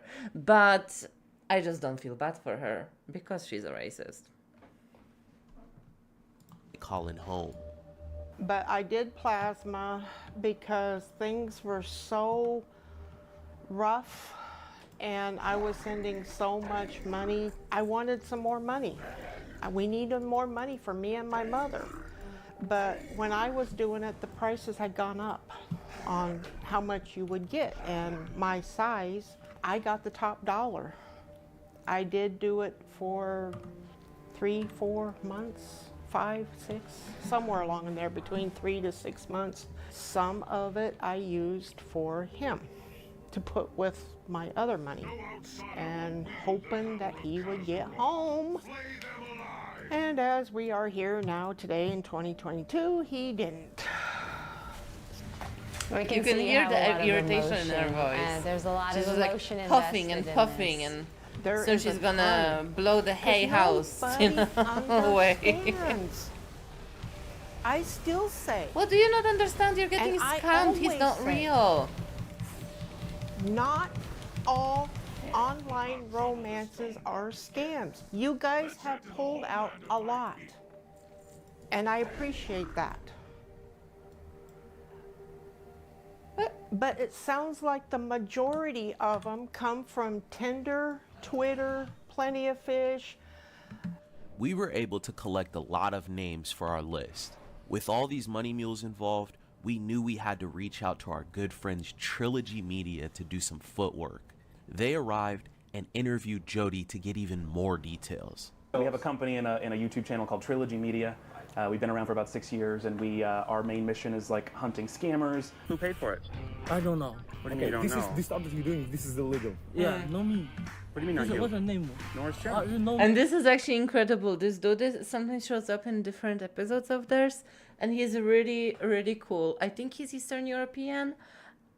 He might be Russian. He might be Croatian. He might be somewhere else from our beautiful Eastern Europe. But I like him because he has a very like a matter of fact way of confronting people. Something that the rest of the American team are notoriously unable to do. I think that it's a cultural thing that they're just really sugarcoating everything. They're really like just padding everything with soft pillows and stuff. He's the only dude out there who really says it as it is, and his confrontation with her name's Debbie or Judy. The racist lady is going to be intense, and just wait for it. Everything horrible that you're going to find out in the next couple of minutes is going to be rewarded when our Eastern European friend meets the protagonist. No me name. So all boxes are coming to from this the house. United States coming to this address. Wire fraud, money fraud, mail fraud, all of it. Who give you that permission? Are you Trilogy Media? You open Instagram account. He's Trilogy Media. Trilogy Media is known for confronting scammers and money mules face to face. We knew if anybody could help us crack this scam, it would be them. Go check out their YouTube channel. They also will be releasing their own version of this video. Maybe we can watch it because I actually met haven't him seen it. Approximately in 2015, I had just kind of broken up with a guy and decided to check out some online things. So I went with Match.com. Some other sites, other people more down in New York City that were doctors, lawyers, you know, very well-to-do, and they're not going to be interested in me. And a lot of them were black. Well, sorry, I don't really believe in interracial meetings. Swipe the other way on those. I didn't want to even try. I was on there for a while. No clicks, no matches, no nothing. What the fuck? She doesn't believe in interracial meetings. What the fuck does that mean? Deborah or Judy or whatever your name is? And then I just decided to go on one night, see what was going on, and he came on. He contacted me. He offered to video chat, and at the time, I had no idea if, I think I knew my computer would do that, but I had no idea how to do it. I'm the dummy there that said, no, never mind. What was his excuse or request or his story that money all of a sudden started appearing in your relationship? How does it come up? I think he was still in Afghanistan, and his son David had come down with malaria. This is the first big money he wanted me to send, $300, to help with David's hospital bill. And also about that time, I said, you're in the military, use your insurance. Isn't David on your military insurance? I think he said that they don't take that insurance. If 10 is, this is 100% real, he is your boyfriend, no question, and 1 is 100% a scam. Pick a number. Where are you right now? For yourself. I cannot really say. I have to say maybe a 4 or a 5 both ways. Okay. He had paid everything. Everything was ready to go. I tried to check the weather earlier in the day over there. Any hint of rain. I couldn't pick up anything. I don't know if I was looking in the wrong spot. This was really hard. Floods. It floods the house, and he had these documents, gold documents, verifying on some bars he's got ruined. Needless to say, those documents were ruined, that they could not read them, and he needed new documents. And then the barrage of delays and problems on getting. 1 second, guys.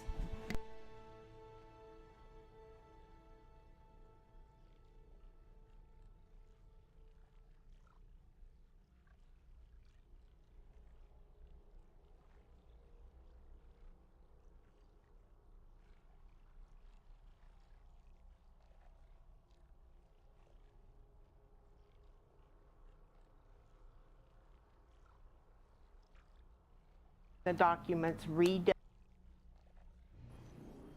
Sorry, I didn't turn on anything else and I turned on her.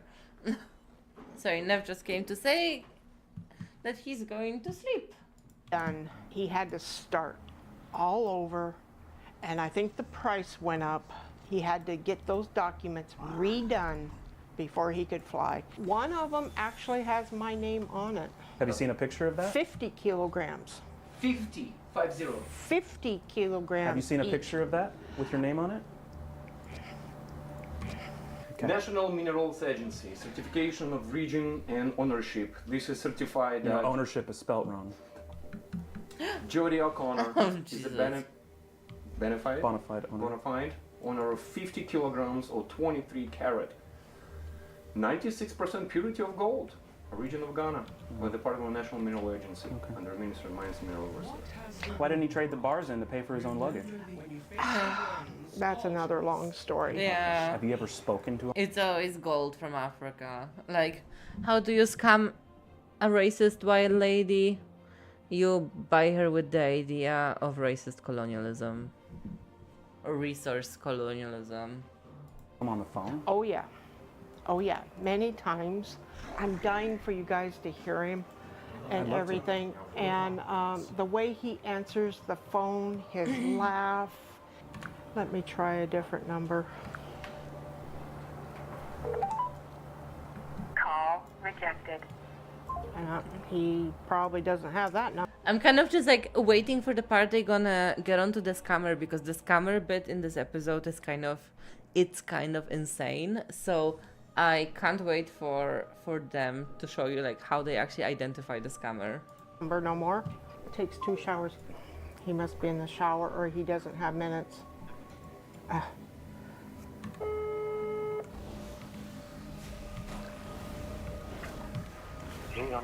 Colin! Oh my God! This moment though, when like she calls him and he picks up the phone and just pays special attention to his accent, because he's clearly not from the US. Like clearly not. But her reaction, she's just so excited. She's like, Colin! Ah! It's a bit much. I mean, like the desperation is clear, and I want to feel bad for her so much, but I'm not gonna feel bad for a racist. You just get out of the shower? Oh my God, it's so good to hear your voice. I'm here with some I'm here with some friends. Please talk to them. Hey Colin, how you doing? Hey, my name is Vlad. How you doing, Colin? Yeah, good. How are you? Oh, great. Me and my friend Ryan, we friends of Jody, and it's a group of people who love this woman so much. We cannot wait to see when you guys gonna get married. Like, when it's gonna happen? When you guys gonna meet? When you gonna finally come to America? Yeah, It's been way too long, right? yeah, I know. Colin, would it be okay if we sent you a text? Like maybe we can arrange something really special for you two when you come. Like maybe we can help and like maybe even surprise Jody with something. Yeah, so Jody would not know. Can we do that? Yeah. Oh, okay. That's amazing. We'll get your number from Jody. We'll send you a text if that's okay. All right. Do you have an approximate day when you're going to be landing here in America? When do you think it's going to happen? When the flood going to be over? Next week. Next week. No rain next week. Okay, that's great. That's amazing. So your documents okay? Did you get money from Jody for gold, for everything? Yeah, That's great. That's great. Do you hear the way he says got okay? tickets. How many luggages are you bringing? Because I want to bring He's like, like, full of it's okay, muscles, it's okay. You know, like, We'll help you with the people. bags, We want to yeah, help with the bags. How many bags do you have?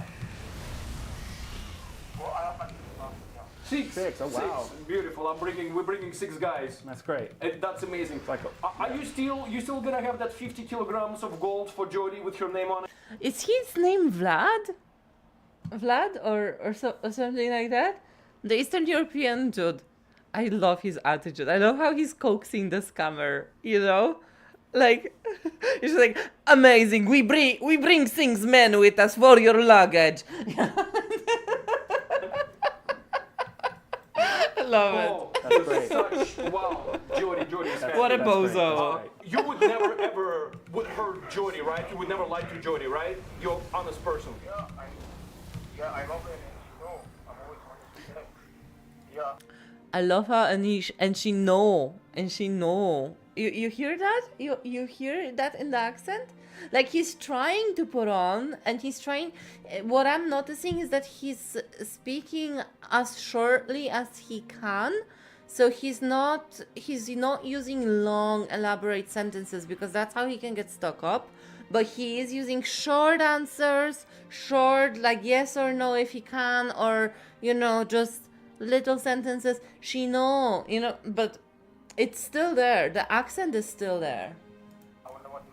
That's great. That's great to know. I'm not do that. You know, like... We're very close to her, and if we ever found out that she was being hurt, you know, it would will be very it'd be upsetting. a very big problem for you. Yeah.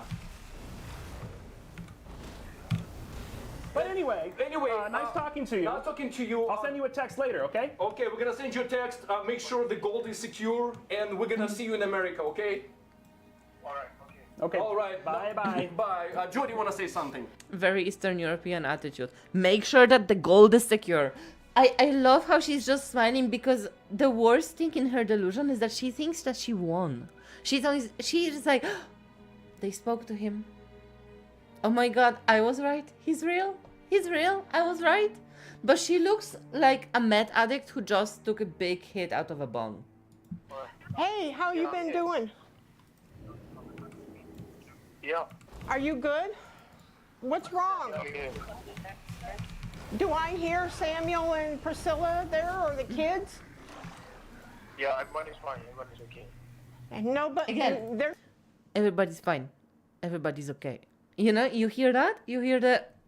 It's clearly some sort of an African accent. Maybe Ghanaian, maybe Nigerian, but it is not an American accent for sure. not in bed yet? I don't know. You know what? Like, even there's this thing because people of color have generally more deep voice. So, you know, I would say to her about her racist phrases that she said. I would say, you know what? Maybe if she hung out with more black people, she would know how they sound like, and she wouldn't have gotten scammed. So.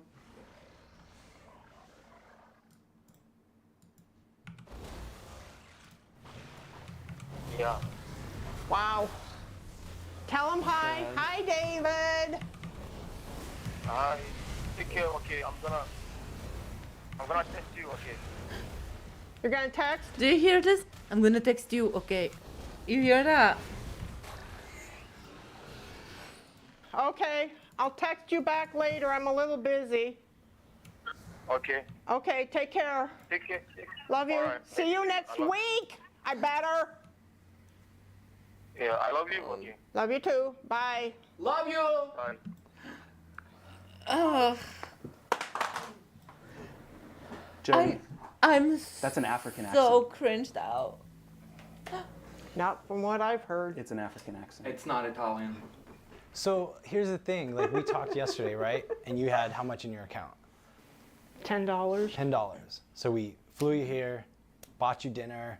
Like you're literally Jesus. putting him over yourself. Like you literally didn't have enough, like if we wouldn't have done that, you would not, probably have not eaten dinner yesterday.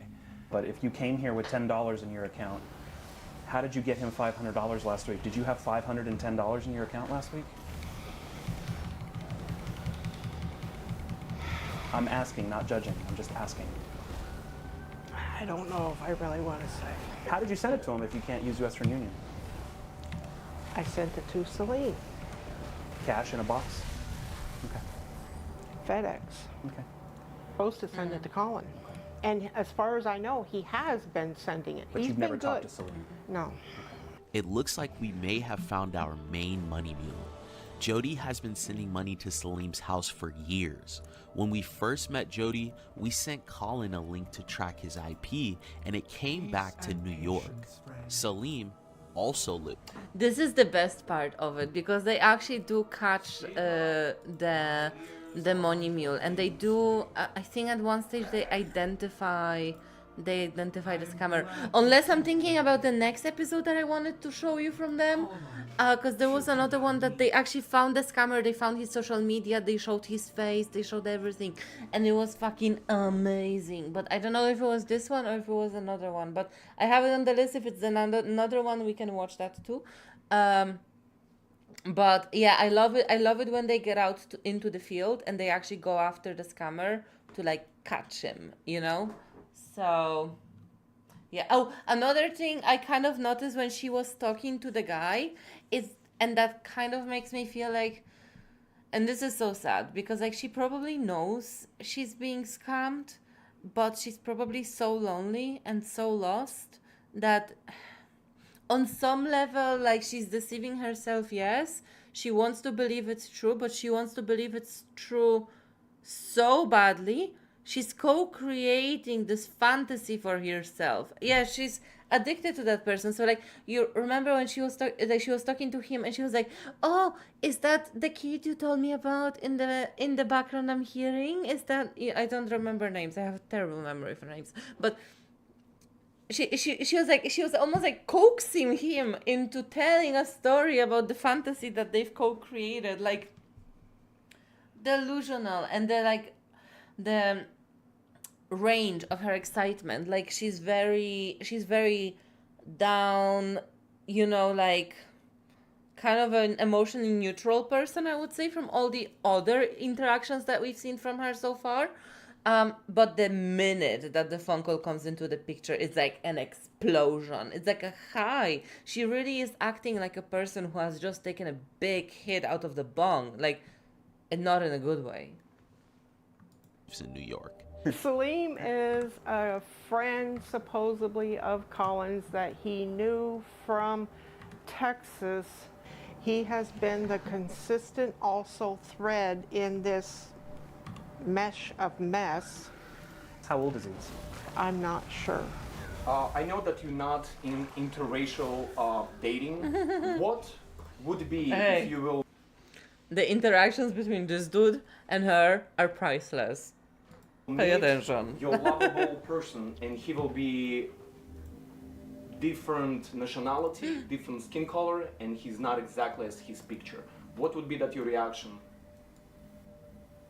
I don't know. Using the tools on our website, socialcatfish.com, we were able to find out more information on this guy that's been accepting all of Jody's money. Trilogy Media will fly to New York and attempt to confront Salim face to face. And you will not believe what happened.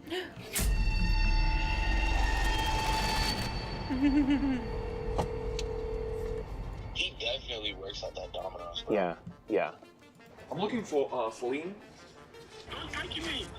I will do whatever the hell I want. What are you gonna do? What are you gonna do? What are you gonna do? You gonna do anything? Salim, you know what's going on here. Huh? You know what's going on here. He is not military blonde blue-eyed 6'5" guy from America. Your boyfriend that you've been in a relationship, it's African guy. Shit is about to hit the fan. After everything that transpired with Trilogy Media and Salim in New York, we flew Jody back out to California and invited her to our office. With a mix of all of the information that Trilogy was able to gather on Salim and all of the information that we pulled on Colin, we felt we had a good shot at getting Jody to come to terms. First off, you called me out. Like about 4 months ago, you called me out. You said we did a shitty job doing this, right? So we rallied the troops to do this. So a big reason why we wanted Trilogy to go out there and talk to Salim was to kind of show you who you've been sending money to, and Trilogy was thankfully able to document everything for us. So we'll go ahead and just run through this, and then Art and Ashton will just kind of let you know what they experienced.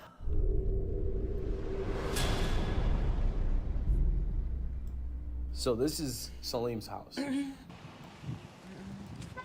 Okay, ready?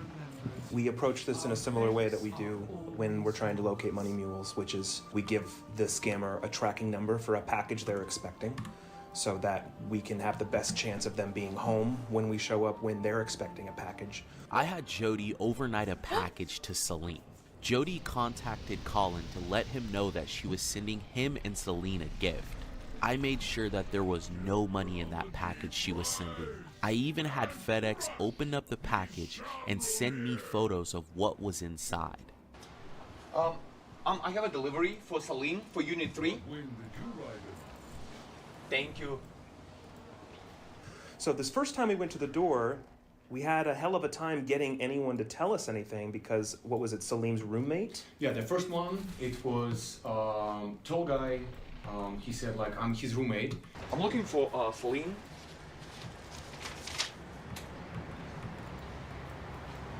What time did he go to work? Early? Yeah. Do you know what time he's coming back? Yeah. So he up to deliveries? Yeah, the first one, it was tall guy. He said like, I'm his roommate, and he's at work right now. He's a truck driver. He's not at home. No, he's at Domino's. That was a lie. He's not a truck driver. He said he's driving a truck. He was like, he's up to deliveries right now. Let me call Drew. He definitely works at that Domino's. Bro. Yeah. Well, that's our next. Because when I called, he was like, the guy was like, he's not here right now. Yeah. I feel like that could have even been Salim though. Yeah. We thought that he's working in pizza nearby, right? So we went to his work, allegedly. Hey, good morning. And I love this. Good, how are you? Good. We're actually looking for our friend Salim. Yes. Very dark. Yes. I think he's, yeah, I think so. He's what? They claimed to not know the real name of this person that they were referring to, but they said his nickname was Dumb Money, which is kind of interesting. So you don't know if he's working later or have a schedule? I'm not sure if he's working today. I'm not sure about that. But you don't know his name? He works today. But does he work here? Yes, I think he's the person that you're looking for, yes. Yeah. After Trilogy left the pizza place and got into their car, they received a call from an unknown number. Hello? Hello? Who is it? This is Jody. I got a message to call this number that there are some people, I think in New York, that are surrounding a house. Jody. This is Ashton and Art. And Drew, remember? We met in LA. Yeah. How are you? I'm trying to find out what's going on in New York. What happened? What did they tell you? Did Salim or Colin talk to you? Colin called me quite pissed. Well, Jody. Okay, Jody is the girl, okay. There are some people that I sent a package yesterday. I guess I should not have done. I thought it was something innocent, and I gave a note to Salim to call catfish, and I guess the package has arrived, and now there is something surrounding his house, and I wonder what is going on. It's us surrounding the house of the scammer. He's a cash mule. We are tracking that package down to confront Salim and figure out who he is. Colin told me to call this number and tell me to tell you to tell them to back off. Well, have Colin call me directly because I will tell him what's up. I had asked you. What's going through her mind that she's calling the people that she hired and is telling them to back off? Like, in which universe does it make sense? Does she get off on, being on the episode and being in the center of attention? Like, is that what it is? Like, is she just looking for attention from these people? Like, what the fuck? Like, bitch, you hired them. Why are you telling them to back off when they're clearly doing their job to prove you wrong? To arrange for Colin to call us. Hello. Yeah, hello? And when I say hired, there was no money exchanged. Actually, they paid for her to fly out to LA, and they paid for her food because she had $10 with her. That's how much money she's selling her blood, well, her plasma, to pay for this scammer. What's up? Yeah, I'm okay. And you? How you doing? Yeah, I'm fine. I'm doing fantastic. That's great. You Literally accused them of doing it wrong and demanded to be apologized to. remember me? Oh, sorry. Yeah, this is Art and Ashton, Jody's friends. Okay. Remember you made a promise? You said that you will never ever take advantage of Jody. Yeah, and I'm not taking any advantage of Jody, You know. I love Jody. And I told you. I told you. You see, he's getting panicked. His accent is dropping. So, why don't you do? How about let's do this? Let's hop over to WhatsApp. I told you. I love Little Pookie. video chat. It's there. It's there. Okay, I've been busy with my son. There are no heroes in this story. I don't give two shits about your problems. Here's Hell what's yeah. going on. Colin, listen. We know exactly what's going on. Chow We know down. about you. We know about Salim. We know who you where are. everyone lives. We know you're scamming her. We know you're taking advantage of her. Shut up. Shut your mouth for a second and listen. Your gig is up, okay? I don't like how you ram into you. them and everything, and it seems like you don't give them a chance to lie again? Yeah. talk, explain things. Talk, explain things? What do you mean talk, explain things? He's a scammer. It's clear he's a scammer. It cannot be clearer that he is a scammer. And I've told you. And You are a told you. liar. You are a liar. You've been are- lying for 8 years. Okay, then video chat me right Okay, now. FaceTime us. On WhatsApp. Call me on video. Love it. I'm busy with my son, so I'm going Well, your son can wait. This is important. If you don't want, Okay, just have patience, okay. you have. Salim don't know anything about it. Salim Colin, don't know about it, so- I don't care what you have to say. Everything you say is horseshit. I want a video call from you in 1 hour. Why are you talking to me like that? Because you're a piece of shit scammer. You're a piece of shit scammer. You got 1 hour, so TikTok, motherfucker. Your boy? I will do whatever the hell I want. What are you gonna do? What are you gonna do? What are you gonna do? You gonna do anything? So then we went back to the house to try again, and this time we got the landlord to answer the door. And we were up front, we were honest about everything, why we were there. We're there to talk to Salim. She knew Salim very well. We said that he's expecting money from a Jody. He's at work, but he didn't know a Jody, but He did not know Jody? he doesn't know Jody. Yeah, No, he does, yeah. He does? No, yeah, he getting deliveries from Jody every single month. Every Yeah. Oh, Yeah. from Jody? Yeah, he knows Jody. Oh, well, Someone is lying to you. yeah, I'm so sorry. Are you on the phone with him? No. Yes, yes you are. Can we talk to him, please? Please? He don't know Jody Ebert. We'll explain it. We explain it to him. Can you put him on the speaker? Yes. My fault, okay. I know, I'm sorry. Quickly explain to Yeah, him. really quickly, yes. Okay, give us the number. just listen, hold on. She actually called Salim, so we spoke to Salim. She called Salim on her phone while we're standing at the door.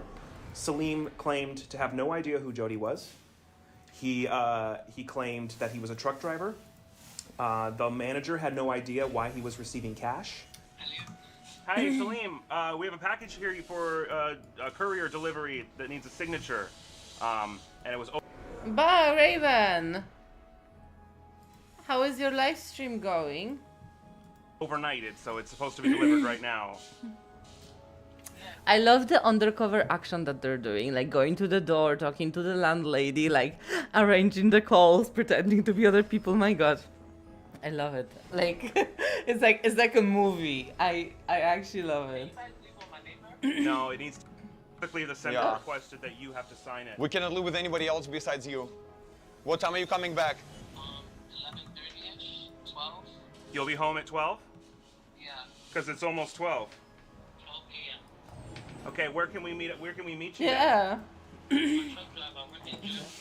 And why you guys can't leave it? Am I able to sign? The sender. Ima, if everything fails, if the world chews us up and spits us back out, let's become private detectives. Just specified that it needs. because it looks like there's. It looks like looks like it's cash because it's got open in transit. So when there is cash involved, we need to get a signature. Yeah, I see 100 right there. But Yeah, there is more money inside. I mean, but why is this person sending you money? That's a good question. Do you know? We can come to you. We just have to get the package delivered by noon, or else we have to return it to sender. Okay, I'm a truck driver, so I'm not really in New York. Uh-huh. But she's in California. I mean, you don't know a Jody in California? Wow, who's sending you cash? Thank you. And she said, well, Salim, you don't know this lady. Why are you then accepting cash from her? I called Colin on that too. So why would he lie? I said, Colin, he may not know me, but he kind of knows of me. No, he didn't know you. No. He claimed no responsibility for that package whatsoever, even though it had his name on it. Salim, you know what's going on here. Oh, he does. You know what's going on here, don't you? You know what's in this package. Yeah. Salim, this money that right now in this package, it's a stolen money. So Salim, here's what's going to happen. We are going to be here in the area for a few hours if you want to meet and talk to us. Otherwise, we're taking this to the police and we're going to bring the FBI to your front door because we know exactly what you're doing. And we know where this money comes from. We know you receive it every month from Jody for the last 8 years. So cut the bullshit. Yes, cut the bullshit, and we can either talk or we can go to the police, and they'll be back here very soon. Which one's it gonna be? There is a camera. Okay, I don't need to be on camera. So what is gonna be? Are we gonna talk? I love the landlady. She's so involved. I think that she what's your probably phone had a number? bad feeling about this guy. It Yes. sounds like a landlady fed up with her tenant. We'll text you. 646 419 Okay, we called that number earlier. No one answered. No, I know you're not involved. No, thank you. Salim, if you're not gonna show up in 30 to 60 If minutes. you're not gonna answer my call, we're going to the police. All right, sounds good. All right, thank you, guys. No, thank you. If you would like, I can explain to you what's going on. If you want to hang up and we can tell you, so you know what your tenant is doing. I don't know. You wanna know? Tell you. It's for your information. Wait, let me record it for someone Yes, else please. also. Sure thing. Exactly. Wow, smart lady. Always record. He leaves. Shit like this. Always Okay, record. so this guy- This is why everyone should have a dictaphone ready at all times. And that says me, a person who doesn't own a dictaphone. Salim Tijani is facilitating money fraud and mail fraud and money laundering. He is working with a scammer out of Africa, and he's stealing money from this lady named Jody for the last 8 years. This guy in Africa is pretending to be a guy named Colin in one of those romance scams, and Salim is his money mule. So Jody sends cash to him all the time from her social Every security single check, month. Every month. On the And 4th. We're here to find it. This is not we're not a courier service. We're here to talk to Salim about his crimes. Okay. We're from the media, so hopefully he'll talk to us. But I We're want you, just journalists, so you know, independent your journalists. tenant is is a criminal. Okay. Yeah. I love So it. He's we received moving money all the out. time from this poor woman, and we interviewed the woman a couple She months live in ago. Wisconsin. She was in Nebraska. Nebraska. Yeah. So yeah, their operation has been stealing probably over $250,000 from this woman, and she's donating plasma to get more money to send because she thinks she's in a relationship with this guy. Oh my God, that was And quick. So it's a romance right scam. in. Romance scam. Yep. So then he gave us his number, and we called him immediately after, and then later that day, and he disconnected his phone. You said you don't believe in interracial relationship, right? Your boy, look at you. Look at him. Freaking general, blue eyes, amazing guy. But meanwhile, since you don't believe in the racial marriage or relationship or whatever I love him. He's so pissed off over it. And I mean, rightfully so. I'm just admiring his passion. It hits really close to home because I feel I get like him when I'm mad. There's just something so uniquely Eastern European passionate about it, and I'm just admiring it so hard. you believe you were sending to African American guy, not blue eyes guy, and that's why I lost my shit. But you're the one who don't believe in interracial relationship. His accent, his associates, everybody from Africa. His roommate from fucking Africa. He has accent. Salim has accent. And your boy, Italian accent? No, it's an African, Ghana, Nigerian accent. I haven't really detected any Nigerian accent. Come on, Jody. Come on. They've been in this business for decades. And they know immediately when they heard the accent, oh, that's the dude is from Africa. We heard these as independent, nothing to do with them. We're like, oh, this dude from Africa. So everybody around you understanding the whole picture except you. Only you can fix this. We cannot convince you to anything. We're showing you Santa Claus is not real, and you're arguing with us. Like, The accent part and some of this, I am seeing more. The amount of pushback Jody was giving us just didn't make any sense. She had been sending Salim money for years, and he claimed he didn't even know who she was. And she still hasn't video chatted Colin. So we decided to hop into some of the information that we were able to pull. We're just gonna go over some of the pictures because we have way more evidence. This image has been found all over the internet. It's been used for many romance scams. This is the same exact document, same exact address. Here, they're using the same information. They're using the same templates, and they're just passing it around with each other. Did you have any questions about that? Not yet. Colin's using this man's image, but he's also using this man's image. So he's using two different profiles. All of the photos that you've been sent are literally the same photo, which is that original one down there that's tagged. I think it's from about 15 years ago. So if this was all real, why would he have to send you a fake photo? I don't know if he realized that I noticed it was fake. Whether or not you noticed it, why what does it matter? What does it matter whether you realize it or not if it's fake? He was just trying to give me an updated photo, and I picked up on it because of some other things I have seen about pictures that look fixed. I don't know what happened on that. Why, how, who, what. What's your gut telling you, though? I mean, have you ever sent a fake photo to somebody? The photos, I have not been too sure until that photo. His other photos have looked fairly real. Every single photo he sent you is photoshopped from that photo. That one don't look like it. Look at his face. It's the exact His face is in the same exact position and with the same exact hat. That, to me, that don't mean anything. To me, that just means he likes that hat, and that's the angle of the photo. Look at the wrinkle on the cheek. Look at the smile. Look. Oh my God, it's the same. Weird. The amount of photoshopped photos Jody received was absurd. Do you In think our first so? interview with Jody, Lenny was able to find Colin's son David's photo on a stock website. The original photo I have is a picture of a young man. It's a stock photo. So it's a stock photo that they would use in hospital clinic ads online. This is not even good It would be Photoshop. used for drug advertising, different things like that, anything hospital related. I have tried to talk to him more about video chatting, and he says he's going to do it.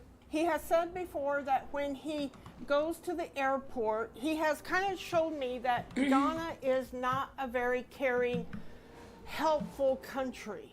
You haven't video chatted your boyfriend in 8. You don't even know what he looks like. Other than the photo that you know is photoshopped. How does that make sense? Hello. Oh, Raven, hello. Yeah, Look who's I'm making still an streaming, by the way. appearance. You're still streaming. Yes, hello, yes, I'm still- Raven's Burgers. He should hear you now, but I'm gonna eat this one. Hello, everyone. Say hi to Raven, chat. Hello, Raven chat. Hello, Raven chat. We were fighting in the swamp, Mhm. and we died miserably. And since we have saved like an hour ago, we just decided to end it for today and Mhm. continue the next time. Okay. But today I will play a bit of World of Warcraft as well. Cool. I'm actually gonna go to Okay. sleep probably after this one, but What do you mean after this one? Because Nefito has gone to sleep already. He's working Okay. early tomorrow, and tomorrow, like, I have to wake up early. I have the house to clean, and then we're going to Dublin in the evening, and I'm gonna do the City Skylines live stream at 12. I have to jump into it and start making progress because I have a week to to finish the recordings. My people stand ready to aid you. I wanted to say war something against the Legion. something more, but I forgot. I had a point about her, but I forgot. have no Sorry. idea. Jordan, you you've spooked seen all me. this, right? We've shown you the It's fine. photoshops. We've shown you the money mules. Salim is taking your money every single month. You haven't Maybe go taken into care your of stream. yourself. This person's lying to you. He's Oh, it's verbally almost abusive over. on the phone. We have proof Huh. that this is happening. This isn't a relationship that you're in. You're being taken advantage of, like, for the last 7.5, 8 years. I think know what? you're actually addicted Then I'm gonna edit to it. talking to him. Huh? Addicted Fuck to the having. stream. Fuck the stream. Oh, don't tell your stream to fuck itself.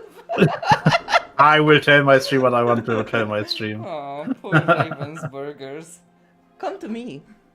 Lunatic lies. The thing is, I already ended the stream. The only person in my chat probably is the one that is also in your chat already. Aha, Ima. The ever present, the ever vigilant. The ever loving Ima. Okay, let's finish this episode. What would we do have without her? 5 minutes. Let's Having do it. somebody Okay. need you, addicted to have somebody text you. It's nice. It's nice the way he's kind of so sweet and everything. I have seen some red flags even before I contacted you guys last year. Jody, relationship can be without money. You can find another guy. Why do you need to continue dumping this paycheck to somebody else's pocket? That's called gigolo. You pay for this guy. You hire a guy who is dancing for you, but you don't even see his naked body. What is this? What is... I love him. You can't argue with him. Jody, you pay for a guy, he's giving you attention. You know what that's called? That's called a gigolo. He's dancing for you, but you don't even see his face.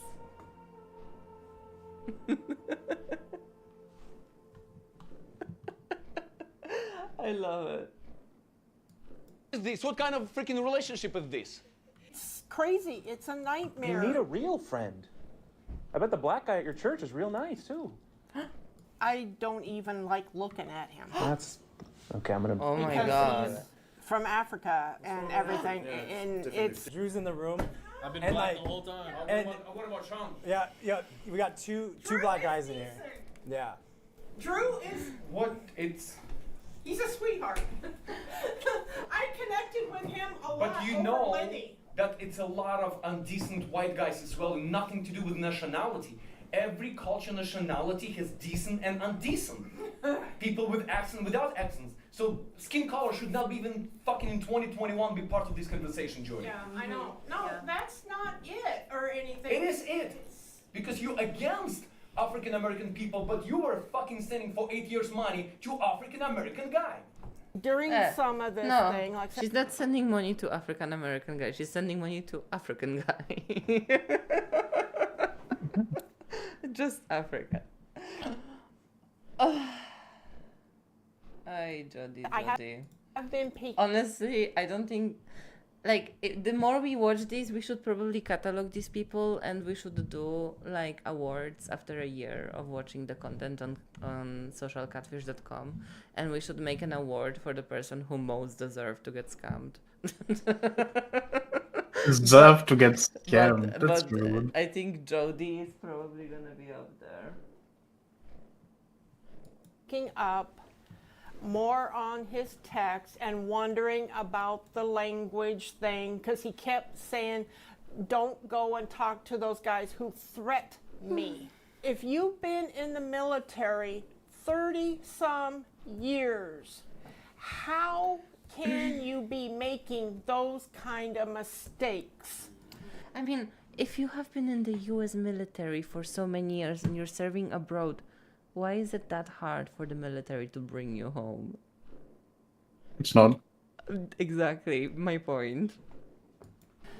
How can you come back to the States, get called back to service, and forget an important item like your wallet? The real man in these photos was not Colin. He is a man by the name of General Hank Taylor.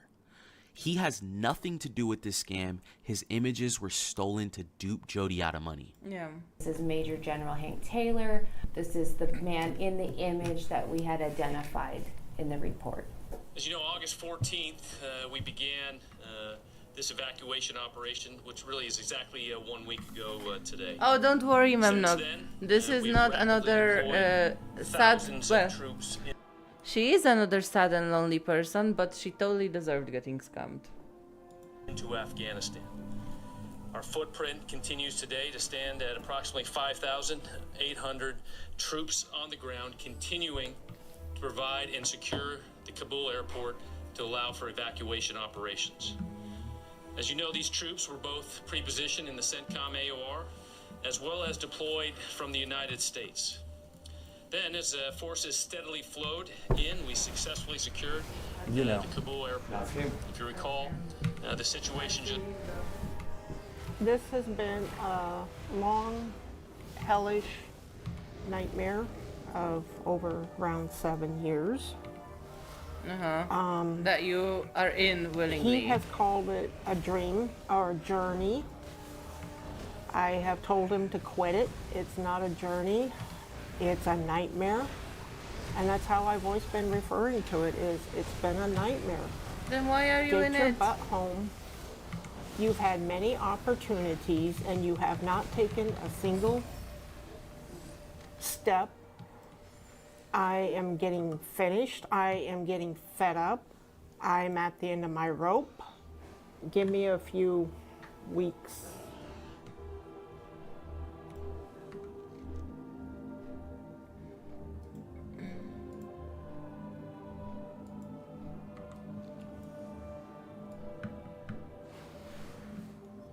Oh, we have an update. So Jody unblocked Colin after a few days, even after understanding that Colin was using General William D. Hank Taylor's photos. Unfortunately, our values just don't align with Jody's, and we will not continue to help her. Salim's landlord evicted him for his apartment, but he still continues to receive money from Jody.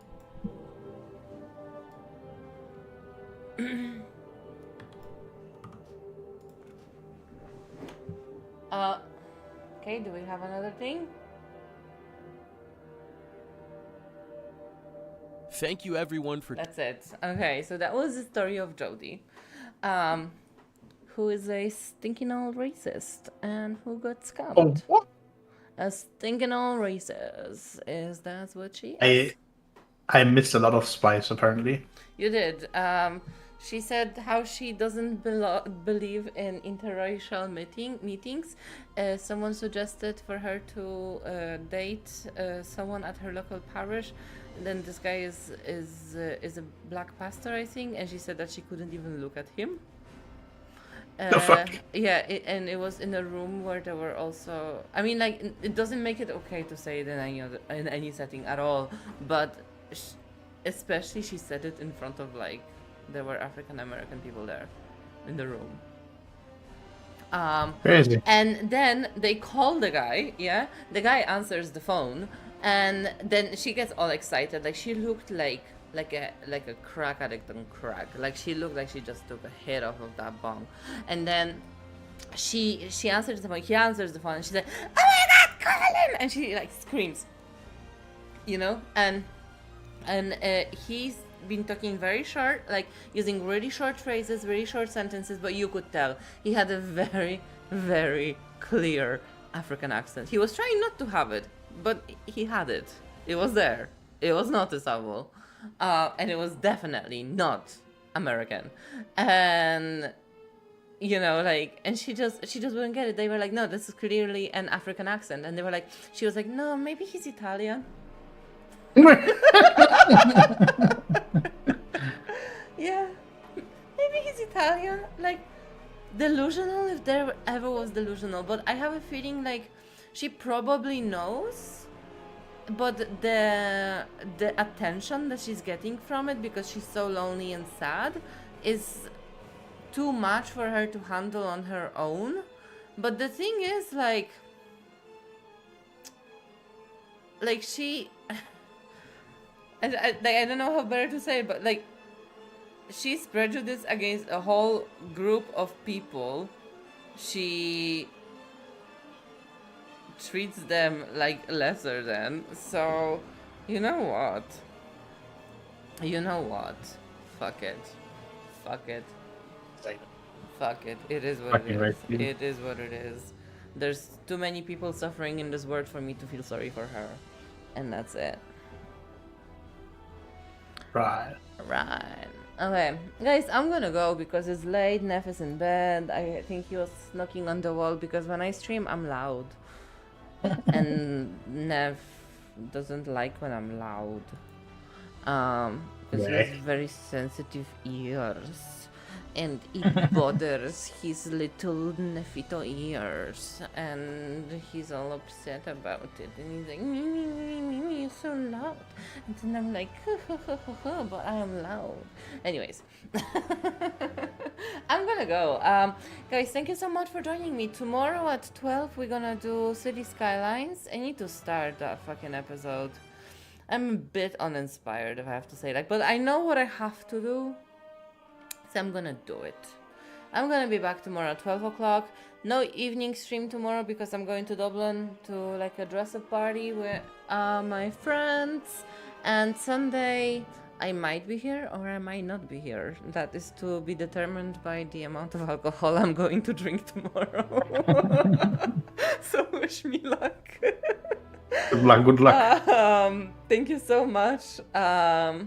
If you guys enjoyed yourself, give a thumbs up. Raven, thanks for joining at the end. Sure. If you want, I can join tomorrow as well. Tomorrow I'm not here. You said at 12? Oh yeah, sure. Evening stream? You're just chilling with you, not watching your stream. Yeah, totally. Yeah, actually that sounds like fun. We can watch some podcasts, something educational maybe for a change instead of gossip. Because I started out this reaction so strong with listening to philosophy and Slavoj Žižek. I almost called him Stevie Žižek. Stevie, that's American Žižek. Stevie Žižek. Yeah, you know, and now we are in the scamfish, social catfish, and others Korean divorce dramas. Anyways, guys, I'm talking too much. I'm gonna go now.